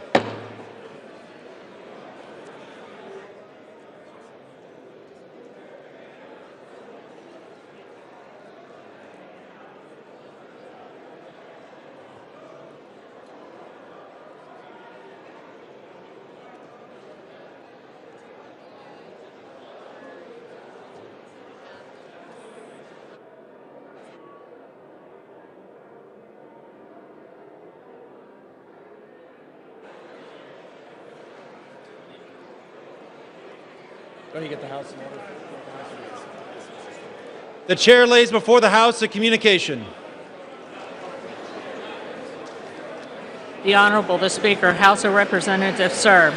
I respectfully request to be relieved from assignments to the House Armed Services Committee and the House Select Committee on competition between the United States and the Chinese Communist Party, effective immediately. It has been an honor and privilege to serve on these committees on behalf of my constituents and the American people. Signed sincerely, Mikey Sherrill, Member of Congress. Without objection, the resignation is accepted.